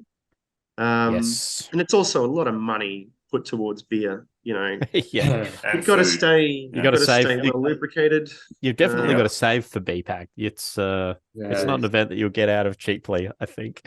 No, unless you're someone like Steve Bardell who will just clean up and get $2,500 out of it and Like prize Neil's money's fly good. home for free, like Neil's mum, you've got to stay well lubricated. Hey! I had to get one in. Bam. Sorry, Neil. I'm not really, but he'd love it. But that was my first experience of going to a competition and watching world-class players play. And so I went to a couple of different comps last year, tried to get in and played okay, but I was going through a few other things as well, and I couldn't get my head straight. And like I said before, you need to be focused and you need to be really, really in line with what you're doing. And that's part of the reason why a lot of people put noise cancelling headphones on or listen to stereo Timelords while they play. And so this year I'm fully focused. I haven't been training hard per se because of my injury. There's only so long I can stand for, and I suffer the next day for it. Maybe I'm just getting old too, but it's mostly the injury. We all are. I really look forward to definitely. it. Yes. I'll be working very hard to train over the next 4 weeks to get as much experience as I can on a wide variety of machines. Yep. I just want to be ready, man. I don't want to let myself down. I'd love to be the surprise package that Doivid is, where people just underestimate me. And I just walk in and all of a sudden they're like, Jesus Christ, how did that happen? I would love to eventually be like that. What the fuck is this? But after the first year of me playing, I ended up with a ranking. I ended up going into the international rankings, and I ended up getting a little bit of a point system and put together. I was speaking with Tom Fletcher, and he and I were like, I want to play in a league team together. And him knowing that I was pretty good value, I was getting better quickly, and I was still very, very cheap. I think I was worth 1 or 2 points at the time. And so fortunately, another team, were you on the team with Dan and Leisha, Mike? No. Or was that? No. There was another team that broke apart. And so Dan and Leisha, like within, it was almost the same day or 2 days where Tom and I'd been speaking to each other. So it just worked out perfectly. They contacted me and they're like, you want to join a team? And I'm like, yeah, as long as we can have T-Fkk. And T-Fkk is Tom Fletcher. So UK. Yeah. I was Tom like, Fletcher, UK. Yeah. TF UK. because I was like, man, that was an not a aggressive great counter offer. Fucking hell. It sounds more aggressive than it is. this is amazing. Want to join our And team? so, and we put together a team, and And yeah, we ended up doing far better than expected, and we got third in the comp last year. And so we're back again this year, as is Mr. Cooligan. And Yeah, Mike. and turns out we're not doing very good this year, but it doesn't really matter. It's a tough competition, so you got to be on your, you got to do your best every time. You got to be on your game every time. So season's not over yet, but we'll keep going. We'll come back strong. And Awesome. it doesn't matter. It doesn't matter if you don't do well, because it's a social league. You're pretty much there just to hang out with mates and play pinball. Like, Yeah, that's the thing about the league. In a Tuesday night tournament or a regular tournament, there's very strict rules and guidelines on interfering with players, distracting them. It's a no-no. You cannot be in their sights of. You can't be within their peripheral vision or anything like that. You can't play show with them. You can't. What? You can't talk to them while you're doing that. So on those competitions, it's very strict. On league nights where it's teams, it's you still can't get in front of their vision, but oh my god, you can scream at them while they're playing, and it gets rowdy. It's a tough way to learn how to get over distractions. And some teams are better at it than others. There's an award for the best sledge at the end of the year, which Dan actually picked up last year, which was good. But yeah, that's another thing too that I love about pinball and ultimately any of the competitions at Netherworld. We're not athletes. We're not fit. Well, Mike is, Shaun is. So this is just you and me, Denny. We're not exactly elite athletes here, and it's kind of hard to enter any type of competitive arena and come out of it with a bit of recognition. And this place does it. It's the culture. It's not just this place. It's not just Netherworld, of course. It's One Up as well, and it's so many other places. But man, it's hard to find something where guys like me can pick up awards. And yeah, it's I don't know. It's one of the best things that's ever happened to me. Really, it's changed my life, and it helped me in a tough time. So that's awesome. Yeah, man. I'm really, really, really happy that that it worked out the way it did. So yeah, Found your people, man. That's it. Yeah. I love it. I've always thought of Netherworld, and in a way, well, not always, but like after a while, I kind of thought of it like a church. We all go there to sort of worship, something, and it builds community, and it just gives you so many friendships and another meaning to your life. Like, I don't know, think of it a bit like, oh boy, I think of it like a bit of a church. There we go. I did it. It is. It is. It's kind of like it's very much a community hall where, without even trying, people care about each other. It's not a rule. It's just a culture. Everyone is so appreciative and loving and kind and caring, and damn, man, that's pretty special in this day and age. For sure. Yeah, it's a very inviting place. I love it. Oh, beautiful. I've lost my train of thought. I don't know where I was going with my story. Oh no, I've gone cross-eyed. I was. What's your Oh, sorry, Denny. You go. Oh, nothing important, man. Oh, okay. Then in that case, no, sorry. Yeah. I'm not going. I'm going to jump right in then. Okay. So what's everyone's favorite pinball machine? Or top two, if you cannot split them. Yeah. Shaun, let's go with you. Let's. What do you think? Have a deep think about this one. Favorite, most fun. What you really enjoy when you see it somewhere, you're like, oh, I just got to play it. I really enjoyed TNA Total Annihilation. Ooh. That was fun. It was brutal, but I really enjoyed it, and I think I ended up. There was a pin for it. Hey. Yeah. It took me a while, but I got it. I really liked that. Oh man, I'd really like. I think it's Black Knight 2000 or whatever. Oh, you are just a glutton for punishment. They are two just the ridiculous call-outs on that thing. They are two tough games. Oh yeah, I just loved like how they played and like the themes, and the music of the Black Knight. It's just like it pumped me up. I worked with Steve Writing, and like the people we worked for had a decent amount of money, and they had a bit of a pinball collection, and lunch hours we would just play pinball. Nice. And Black Knight was there, and I played the shit out of that. So I'm trying to think of some of the call outs, but I just remember always like just loving it. But yeah, I would say those two are up there for sure. Yeah. That's moving. Don't you reckon with that Black Knight that another part of how beautiful and awesome it is the screen. You get lost in all of the monsters and the visuals, and there's no other game that has the same style as it. It's a beautiful machine. Oh yeah. And it's tough.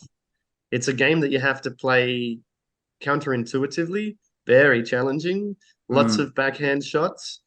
And the more you let it get away from you, the more danger it is. It's just a matter of time. If you don't catch that ball and plan your next move, you can't just go, I'll just see what happens and hope for the best.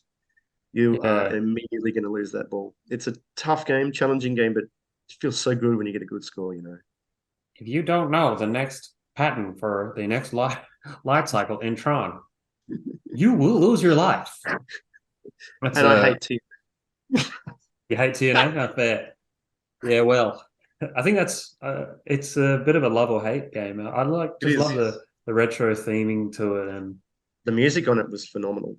I did hate it sometimes. Yeah, it had a really driving Miami Vice style soundtrack, and it was cool. I love that about it as well. When it was, I think I was there once when Jimmy or someone like cranked the volume right up, and I was just like, oh, yeah. That's one of the coolest parts about pinball for me. Is just like I love playing it when you can actually hear everything. When you can't always do that, depending on the venue and how busy it is. But when you can hear all the call outs and the music and everything, and just the sounds of the mechanical parts, especially some of those old machines with a ding, ding, ding, ding, ding, ding. I wish there was, I wish machines came out with a headphone jack. And I know it's a communal thing where everyone can hear what's going on. But if it's just you playing the machine, I would love that. That'd be amazing. Right? Yeah, it would be. I'm pretty sure some machines do have it, but not many. I mean, maybe it's just that I've thought of that in my head and convinced myself of it, but it just seems so obvious, you know? Yeah. You're there by yourself. Yeah. You want to hear all the playouts, all the call outs. If you're in a noisy pub, and that's where machines are supposed to be, you would be able to mod the machines to have a headphone jack. But yeah, I mean, someone would have to do it. Probably. And you miss out on all of the direction. You know, each machine tells you what to do next. When you're in a pub, you can't hear that stuff. You know, aim for the left ramp. Great, thanks, man. Yeah, all right. Yes. Yeah, some of the old Neo Geo arcade cabinets had like a 3.5mm audio jack in the front, as well as a memory card jack, which was for saving your game and so on, and taking it home and play it on your Neo Geo AES and bringing that progress back, playing it back in your arcade. But they had a 3.5mm audio jack, which so you could save your Magician Lord game and play it again later. Oh yes, such an amazing game. Well, you used to be able to save your scores on NBA Jam just with your initials. Yeah, that's right. Yeah. That was pretty good. That was also the way to unlock like secrets. You have put the right initials and birthday in. True. Big head mode and stuff like that. Yeah. Unlock Bill Clinton, Hillary Clinton. And there was always a rumor you could unlock Michael Jordan. MJ, yeah, no. That was a special ROM set that got made. It wasn't an unlock, but I think Midway did do a specific ROM set for that. I think it was actually for Michael Jordan. I think I saw that on that doco. Or maybe it was on.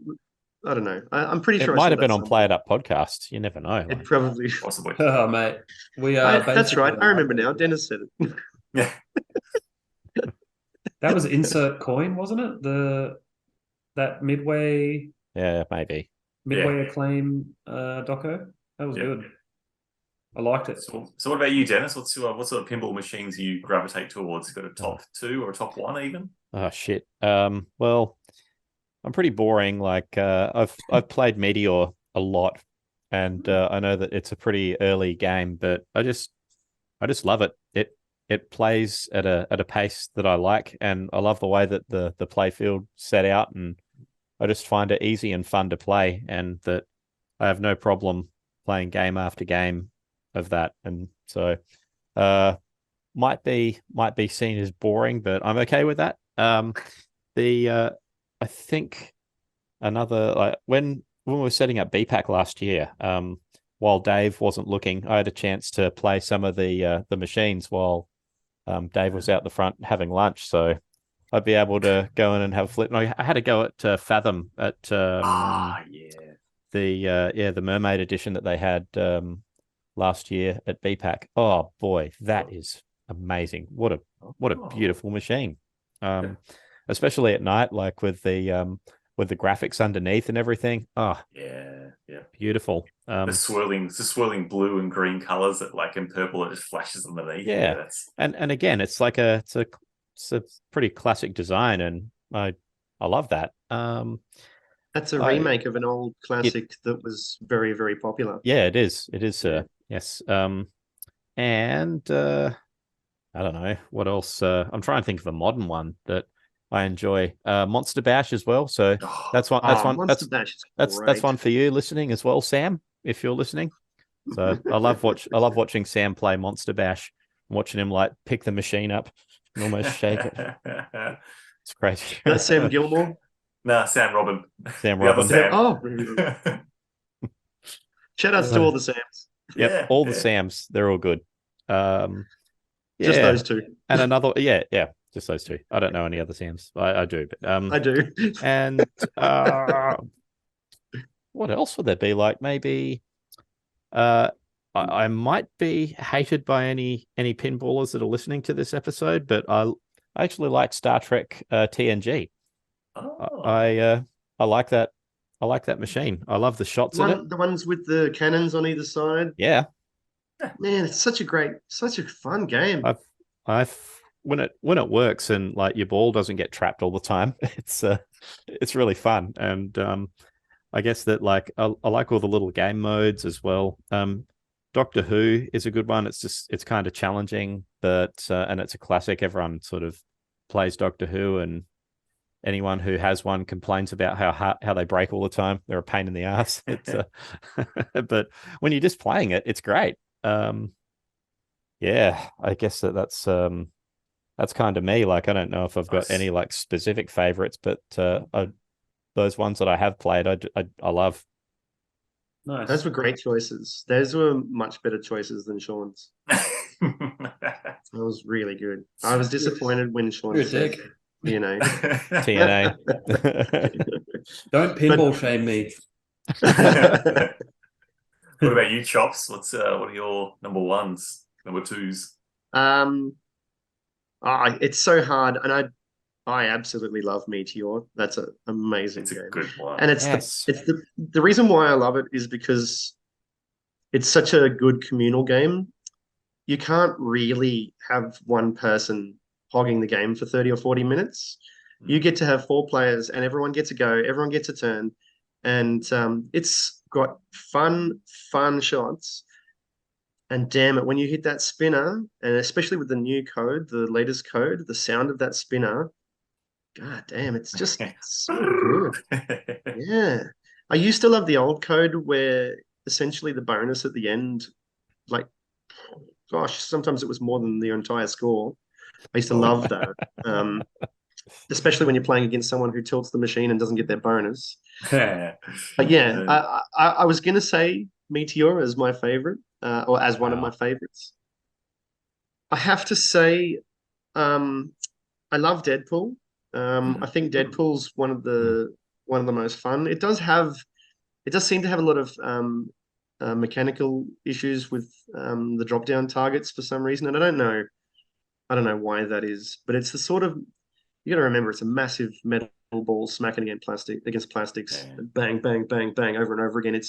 Yeah. it's this far away from your flippers. It's constantly copying it, but it's fun. It's got beautiful artwork, and I think that's by Yeti, the guy who did all of the Godzilla artwork and the Avengers artwork on the sterns. Just a beautiful, beautiful machine. Fun shots. That Deadpool ball lock. Snick is good, but getting the full lock, God, that's one of the most satisfying shots in pinball. That is, when you hit that perfectly, all the way over here. and it gives you a chance to enjoy it too. Like it takes so long to get back down to you, and you're like, yum yum yum yum yum, give me. That's so fucking good. Because most of the time in pinball, when you do something really good, and you sit there thinking, "Wow, that was really good," Did a fanfare? you're dead. Oh, The ball's yeah. done something else, and you're dead. Yeah. It's too late. That gives you a chance to go, "Good job, Chops." That was. So that's hard to compete with that shot, you know. Yeah. Of course, I think Godzilla is amazing. Godzilla came out, and Wow. there's so many incredible shots, so many wonderful ways to have multi-ball, beautiful flow, and like Deadpool's flow is good. Yeah, Godzilla's flow is even better. That's a freaking amazingly engineered, designed machine. Again, with the beautiful artwork. It's so many ways to play it, so many options for different modes. You can play multiple different modes that you choose the one that you enjoy. You go through stories of changing cities, you're beating up monsters, it's just such a fun. I never saw it coming. Before it came out, I was like, oh, Godzilla's coming out. And I'm like, who cares? Who gives a shit?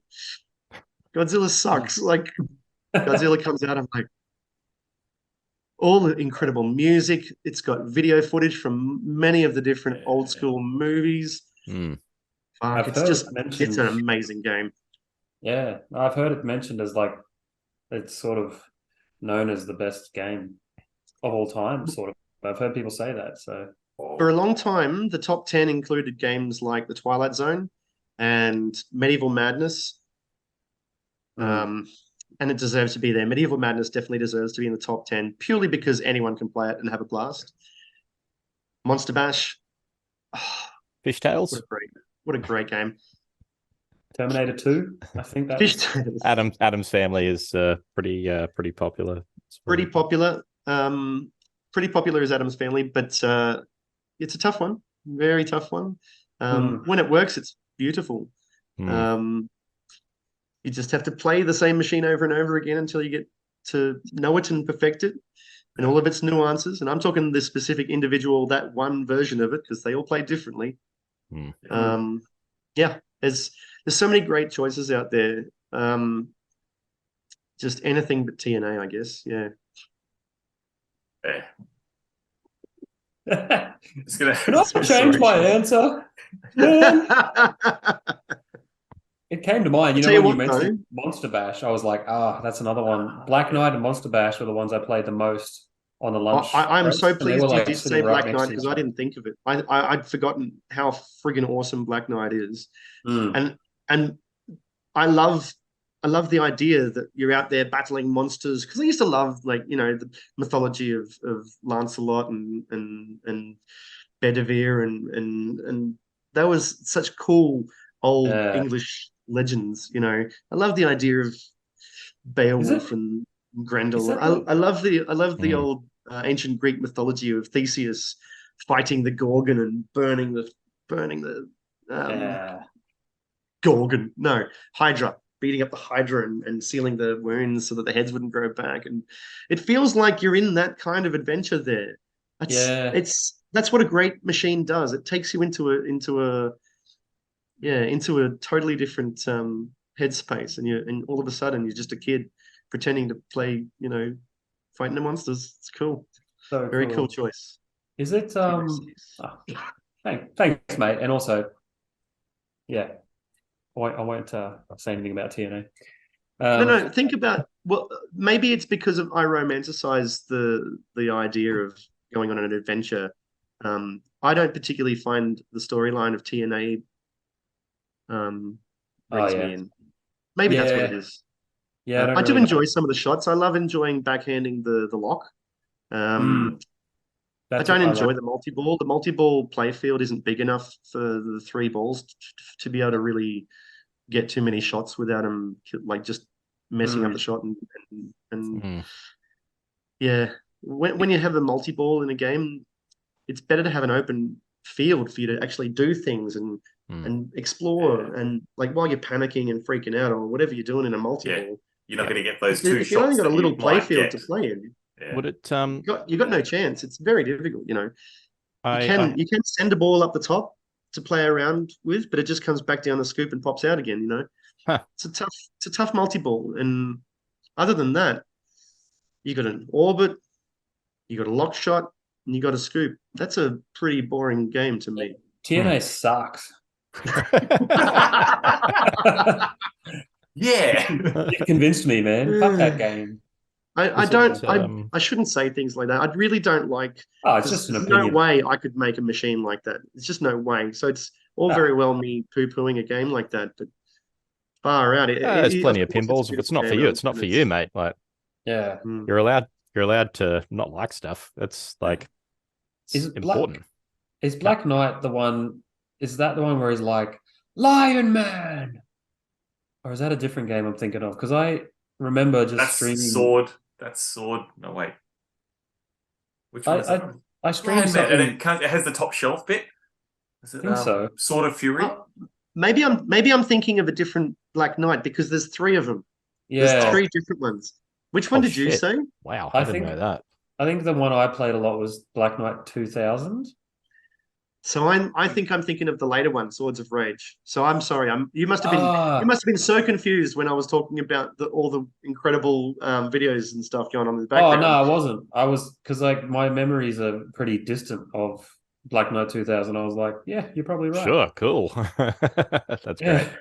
But the one I streamed at Netherworld, like the only pinball stream I was on with Mitch, and it was just like always you would just hear him like Lion Man just yelling out his own name. Magic Castle has Lion Man. Is it Swords of Fury or Magic Castle? One of them has the Lion Man. It's got that top shelf bit you drop down, and it's got the little things, the ball. I don't know. Whoever likes these games, they're probably like, "Oh, you freaking idiots." Yeah. No, it's okay. Nobody likes Magic Castle. Okay. I'm just going to be even more negative now. I was going to ask actually. Would it be uncool to say that I actually enjoyed playing Caveman when it was in at Netherworld? Because Caveman was sick. I actually really liked that game. Good, good. Okay, great. Because that's a one of a kind, man. That is an amazing game. I think loved it when it was in. Of course, you like it. I was so gutted when it was gone. It did have a fairly. So I never got to the point where I could play it so much where I figured out all the different patterns for the dinosaurs that you run after. There are patterns? It was more like and that's how Phil got so good at it. Oh, really? So that's why I think Phil has the world record for that.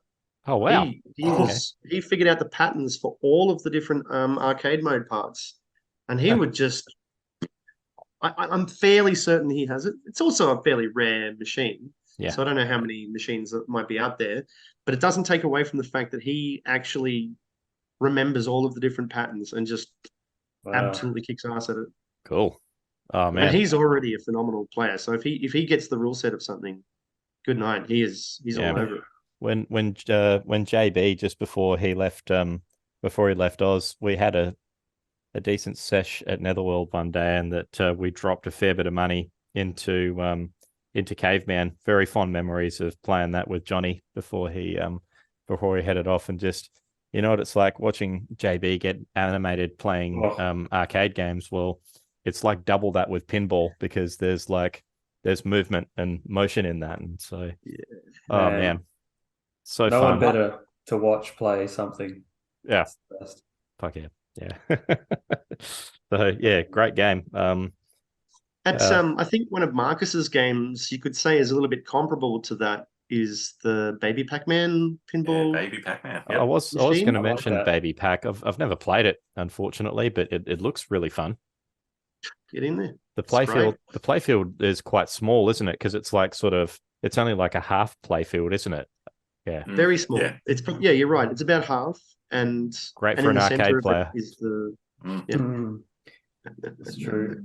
Hey, what's It's a fun game though. You know, Marcus has a great selection of machines, and he looks after it. And that's probably where because when I talk about how much I love Deadpool, it's because I played his Deadpool.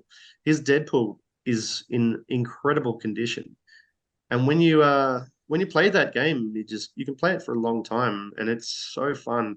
I recommend it. I recommend trying his Deadpool if you're still unsure about Deadpool. If you can get on the right one, amazing. Nice. Hey, what was left on the agenda, Mikey, or did we have any list or anything? No, just to mention I'm the hungry. same, eh? Just to mention the new the Kong Off Junior competition happening at BPAC. That was pretty much the last nugget of info. Yeah, Yeah, Danny right. Fazakli and myself have been working away behind the scenes trying to organise another competition during Kong Off, and it came down to it's going to be a under 16s Donkey Kong Championship happening during the qualifying day of Australian Kong Off.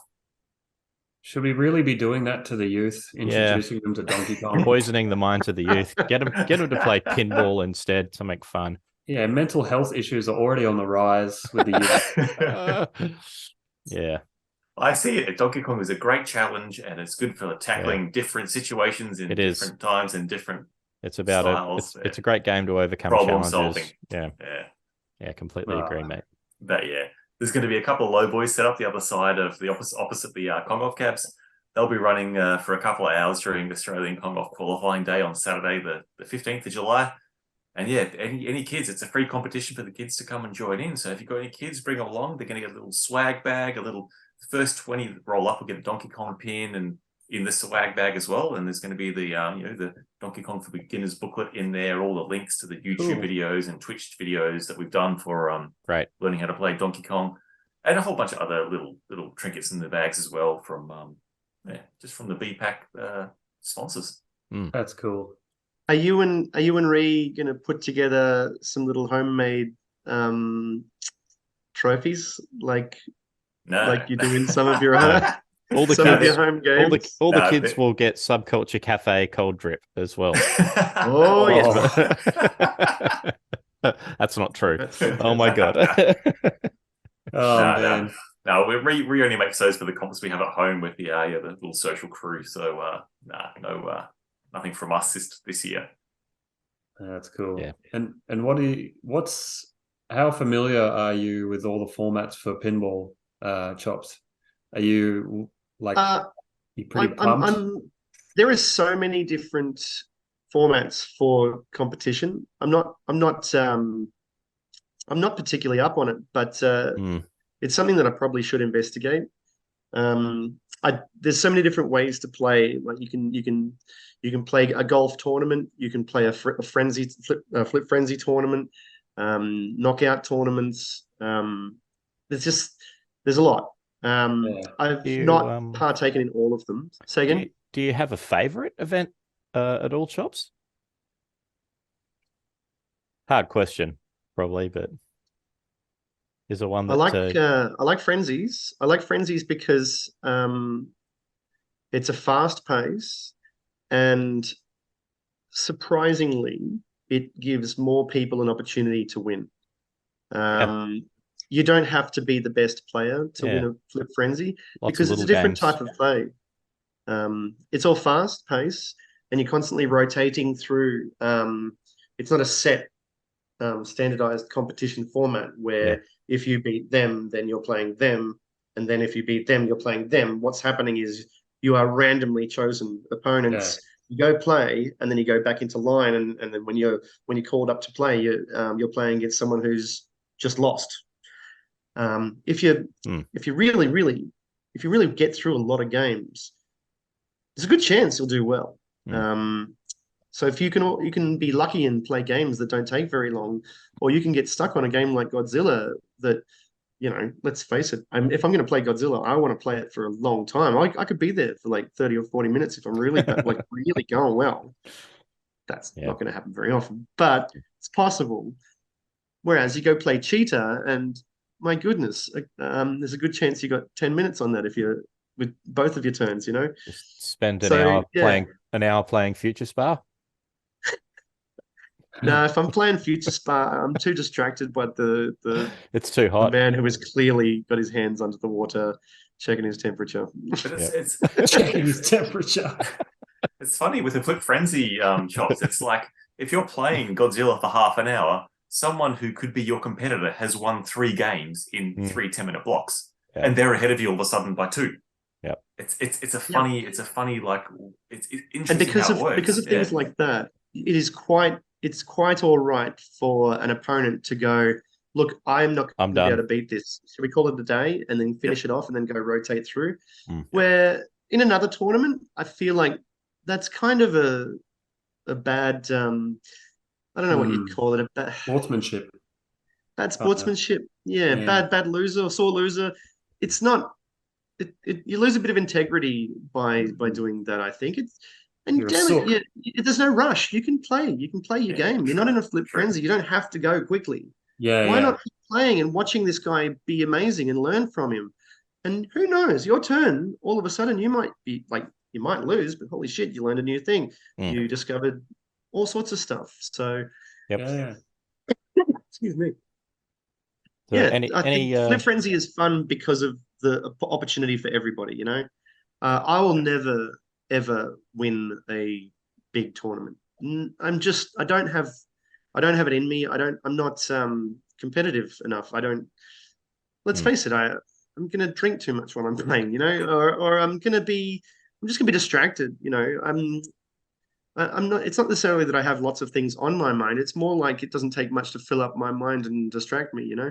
it's Whereas it's people like you have people like Jason Lambert, amazing, absolutely incredible. He'll never he can just laser focus. He just got back from Germany, playing in international competition over in Germany. Oh yeah. And yeah, and Ah. played beautifully. And he also I think he also ended up going visiting Austria and obviously making a decent holiday of it. Hmm. And but yeah, I think he and oh gosh, I can't remember Simon. It was Simon somebody. I can't remember his bloody last name, and I'm so sorry, Simon. They both went over there and represented us very well over here, made a good go of it, and yeah, that was. I don't have it in me to be that focused. You know, you've got people like Gino, who's like number 1 or 2 or 3 or no, he's number 3 or 4 or something in Australia. That guy can rock up and just focus. It's incredible. I think I'm just too busy having fun sometimes. Yeah. And That's when I'm good, having man. fun, I don't mind having fun, you know. Yeah, it's all right, isn't That's it? always good. Yeah.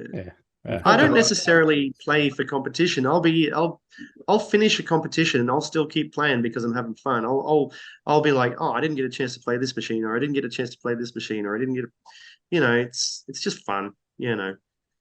That's good. Simple for me. That's the way it should be. Well, Mike's had enough. Yeah. He's So do you gone. have any predictions this year for BPAC shops? I mean, do you Yes. you know who's playing? And Yeah, Ash is going to win it. There's so many tournaments. It's difficult to say. I'm just going to bring up a list. Ooh. There's 9 days, 9 days of tournaments. Yep. While you're doing that, You've got. It's just crazy. It's almost impossible to calculate that sort of thing. But the big stuff, right at the end, the Pinball Masters.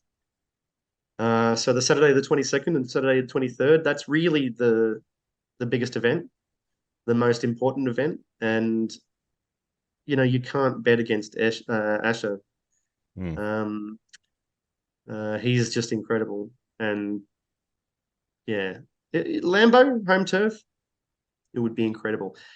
I think, was it not last BPAC, but the BPAC before, when COVID hit, it was very difficult for international players to come through.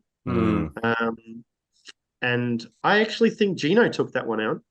Um, Good he on was him. fully focused, came in, headsets on, lasered in, dialed in, absolutely annihilated the competition. And I mean, he's always a threat. Steve Bardell, obviously he's a threat. I'm pretty sure he's top 10 in the world. He's going to be here causing God. chaos, you know. That's Dot, cool. Michael Dot, he is Yeah. something else. Hmm.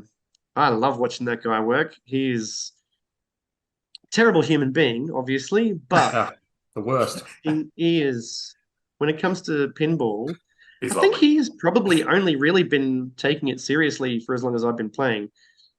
Far out, man. Like, I don't know how he does it. I had a conversation with him the other day, and I was like, man, what have you been doing? I've just watched you just expand into such an incredible player. And he's like, well, you know, I owned a Star Wars machine and I played it every day and all day, every day. And that's how he got good. I'm like, I've played that Star Wars machine and I'm not getting any better. Come on, man. It can't just be that. Some people just have raw talent at the cost of their personality. Yeah. Stop that, Dot. What You a heard burn. You heard it first on the Play It Up podcast. I think he's 5th or 6th in the world. Not world, sorry, Australia. Yeah, he'd be up there for sure. Crazy. I could probably tell you right now. Yeah. I could probably bring up the top 10. I usually have it top 10 in Australia. So yeah, as usual, we've got Lambo number 1 and Paul Jones, who is incredible. Yep. Curtis, he's actually number 3 now. So the Curtis is pretty young, I think. And how old do you? I think Curtis must be around about 26, 27. Cool. Well, he looks that anyway. So maybe I'm doing him a pretty good service there. He's incredible. Every time I've ever seen him play on any machine, he's figured it out. And yeah, so we got Pat Nichols, who's from New South Wales. He's 4th, and Dot's 5th. Yep. Wow. So, Whoa. sorry, Cool. Dot, not top 4, mate. Sorry, Yeah. it's embarrassing. I hope he listens to this. And where am I? Let's see. 89th in Australia. Top 100, baby. We've got that's pretty good. We've got one of the strongest pinball communities, I would imagine, in the world, right? So Not in the world, no. But certainly in the Southern Hemisphere. Okay. You got to think of North America, USA, and Canada, and Europe is incredibly talented, absolutely incredibly talented. One of the things that I've lately been enjoying doing is watching some of the international championships that have been broadcast on YouTube. I'm pointing over there as if you guys can look that way, but it's not. Yeah, it's just up there. And so North America, holy smokes, they just have so many incredible tournaments. Lots of money invested, brings in all of the best players, and same with Europe. And so they've got like with prize money and big prizes. I think I have a funny feeling that there's some of the tournaments are big enough to like have pinball machines themselves as giveaway prizes, and that's a huge huge deal. You know, some of these pinball machines are worth 20 grand. I don't see how we can do that here, but it would be wonderful if we reach a certain point where our prize money's like that. That'd be amazing, and I'd certainly put in a bigger effort. that would turn up the stakes. I'm sure it would help. Hell yeah. And it'd also bring in even more international players as well. That's true. So, yeah. Actually, big news on Asher. I think he's coming to live in Australia, so we will have the number 1. Oh, really? Whoa. So just when you thought Lambo was incredible, we're going to be watching this guy. I think he's moving to Brisbane. Uh-oh. We are going to be watching the best in the world. We are Wow. we're blessed in Brisbane so hard right now that I'm going to be watching this guy and I'm going to be like, I'm just going to be learning as much as I can. Yeah. It's just incredible. It's going to elevate everyone else. Yep. Like you just get better when you're surrounded by people. We're like without even trying. Without even trying. We've got no choice but to get better. It'll happen very, very organically. Yep. I'll just double check and make sure he is still number 1. We're like that when whenever Barrow comes over and plays in our arcade comps, we just absorb talent from just whenever Barrow's around. He's just. And why does he keep winning then? He's that good. It's just oozing talent.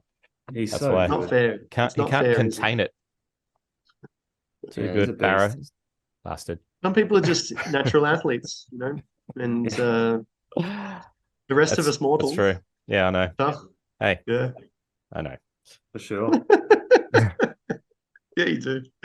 Nice. Well, other than that, I think So to give you an idea, Shaun, the number 3rd player in the world is from Sweden. There's a lot of top-ranking Americans, all in the top. It's mostly Americans. Yeah. I'll give it that. But yeah, you're looking at Danish people, Swedish people, German. There's a couple of Swedes in the top 10, man. Like, all right.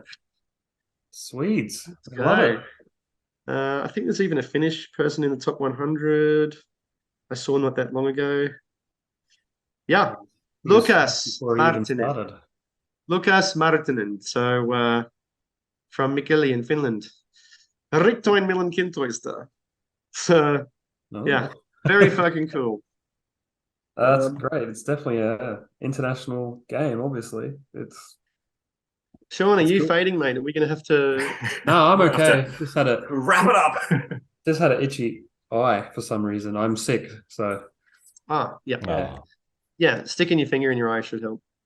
I'm going to... yep. Yeah. I feel like I'm giving you a hard time, and I'm so sorry. yeah, I don't understand it. That's all right. We're used to it from you pinball guys. It's fine. Yeah. Yeah, I thought you were a nice bloke. It's us versus them. Sorely mistaken, and we're cancelling the episode. We're not actually going to publish it. Great. Good. Excellent. Yep. That was my intention Good. the whole Didn't whole want to be time. on it anyway. Before we go, should we guess Neil's favorite pinball games as well? So everyone else did the rounds. Yeah, we Neil should. would. Actually, there was a game I He forgot to mention before you mentioned that. I love playing Neil's mum. Boom. I'm so sorry, Neil. Everyone loves That's playing it. that, though.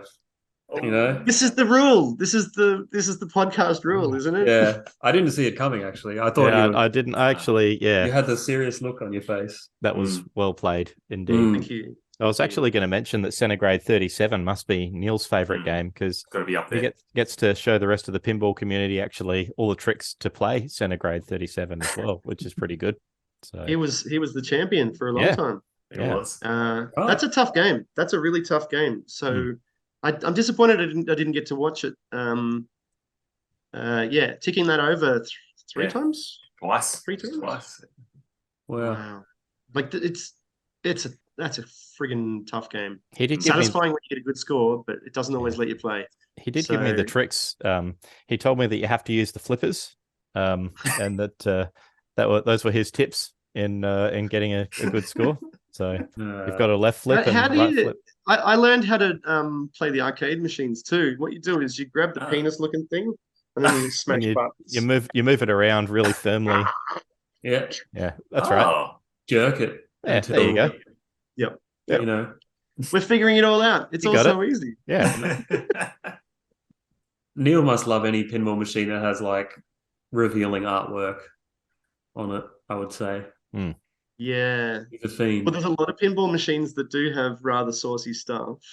There's some pretty strange people out there as well that like to get customized playfields that are even naughtier than necessary. And I don't They want to use- touch the flippers on those machines. No. The flippers are all sticky. What's going on here? What Do are the wipes doing here? Oh. do they use certain things for, openings and shots, and even the plunger could be a oh boy. Oh, that's I using. wouldn't that's, overthink it. I That's, wouldn't that's, I overthink was it. going to say that's using your imagination, but yeah, wow. I guess yeah. Probably You wouldn't want to touch that plunger. Fuck. It's, you know And what? with I that, thought of something. I thought of something before. I wanted to show you guys just how much fun and effort goes into the league comps sometimes. Yeah. And one of the things that got me even more interested in it, there's a team called Special When Lit. It's a bloody good team. Yeah. Made up of amazing players. And so Phil, the executive chef or the head chef at Netherworld there, he's one of the players on there. And each time when I was playing against Special When Lit, each time they beat me, they would give me a token. I got one of those, yeah. That's great. Yeah, I got 3 of them. Oh, I got 2, yeah. That's pretty. That's so cool. so That's funny. That's very well thought out. They're Wow. too good, those guys. Yeah, brutal. Yep. Oh, it's Oof. it's all guerrilla warfare on league night. So how many in the whole set shops? How many are there to collect? Or is it just a surprise? I don't know if they're doing it anymore. But I think I was very fortunate because the first 2 I got were because I was playing as an extra in multiple teams. So I got to lose against them multiple times, and I feel very good about that. And this Solid. one was the next season, so Yeah. I don't Awesome. know, That's cool. very cheeky, but it's all in good nature. It is, yeah. Those guys, Special When Lit, are probably the best at distracting you when you're playing. That's cool. Nothing I can do about part. that. They're just really good at it. Because I play Well, I mean- basketball and like trash talk can be a big part of it. So to have that in pinball or something would be fun. But it's one of those things that you would never do to someone who's in the middle of an important game that they're playing, like an arcade game. You know, while Neil's like 10 minutes into a DK game, you wouldn't go up and go, you know, you wouldn't say anything horrible about his mum. I would, and I have. He does it to me. Yeah. We do it to each other. But yeah, he used to give me shit. He did that at the Kong Off 2. He came up and he was giving me shit, and then he realized I was actually on a PB like game or close to it, and then he was like, "Oh fuck, all right, yeah." And he started to behave himself a bit more. And then he started to be really supportive. That was good. Yeah, just keep going, mate. Just keep going. I must admit, one of the other driving forces that helps me want to play more games at Netherworld is the pins. Oh yeah, and I don't know if too many other places do it. I've managed to collect a lot of pins, well, mostly pinball pins, but there's a heap of arcade machine pins that I don't have. Ooh. And it's something that I'm going to have to work towards. Those five cabs all in a row, with DK, Spacey's Frogger, and the other 2 that I Pac-Man and Gallagher. Yeah. Or as some people pronounce it, Jalaga. Parkman. Oh, that one, yeah. Pac-Man. Nice. Pakumanu in Japan because Parkman. they changed it to Pac-Man so that people wouldn't call it. It is so Fuckman. funny though that a pin, some little pin like this, makes you spend Oh, a man. lot of money. It's crack. to get it. Those It is pins are crack. crack. Yeah, they are. Yeah, they're really good. Oh, I do have a Frogger pin, but only because I entered a Frogger tournament. Nice. But I only entered it for the pin. Free beer and a pin? Absolutely, sure. Gotta do it. Gotta do it. Yeah. I reckon we call it, guys, because I'm That's it, hungry eh? as fuck. Let's do it. Let's get out of here. All right, 20 more minutes and let's finish it up. Good chance. I've got so much more to say. We'll have to have you on another time because this was great. Well, I really enjoyed if you do, I'll try and be more organized and rather than rambling on and stuff, be more Neil Cairns factual with numbers and data and Excel spreadsheets and stuff. And Leave that to Neil. That's fine. He's got it. Yeah. You come in and hang out and have fun. Yeah, just come chat. Yeah, man. No Love it. preparation. Needed. absolute pleasure, man. I loved it. Thank you so much, I you knew I was beautiful gonna love man. it. You guys are just such a great group of people to hang out with. I already said it, so but I love you guys and I appreciate it. So thank you very much. Thanks, for having me man. on. We love you, Thanks, bro. Thank you, buddy. Yeah. and we love TNA. Apparently. What's your favorite shot? The only shot. Well, there's a few. Anyway, Rain. thanks for listening, everyone. Thanks for Yeah. joining us, Chops, and to all a good night. Have a good one. And tomorrow morning, I'm going to wake up and I'm going to have some of that subculture coffee. Ooh, very yeah. nice, yeah. Sponsor of the podcast.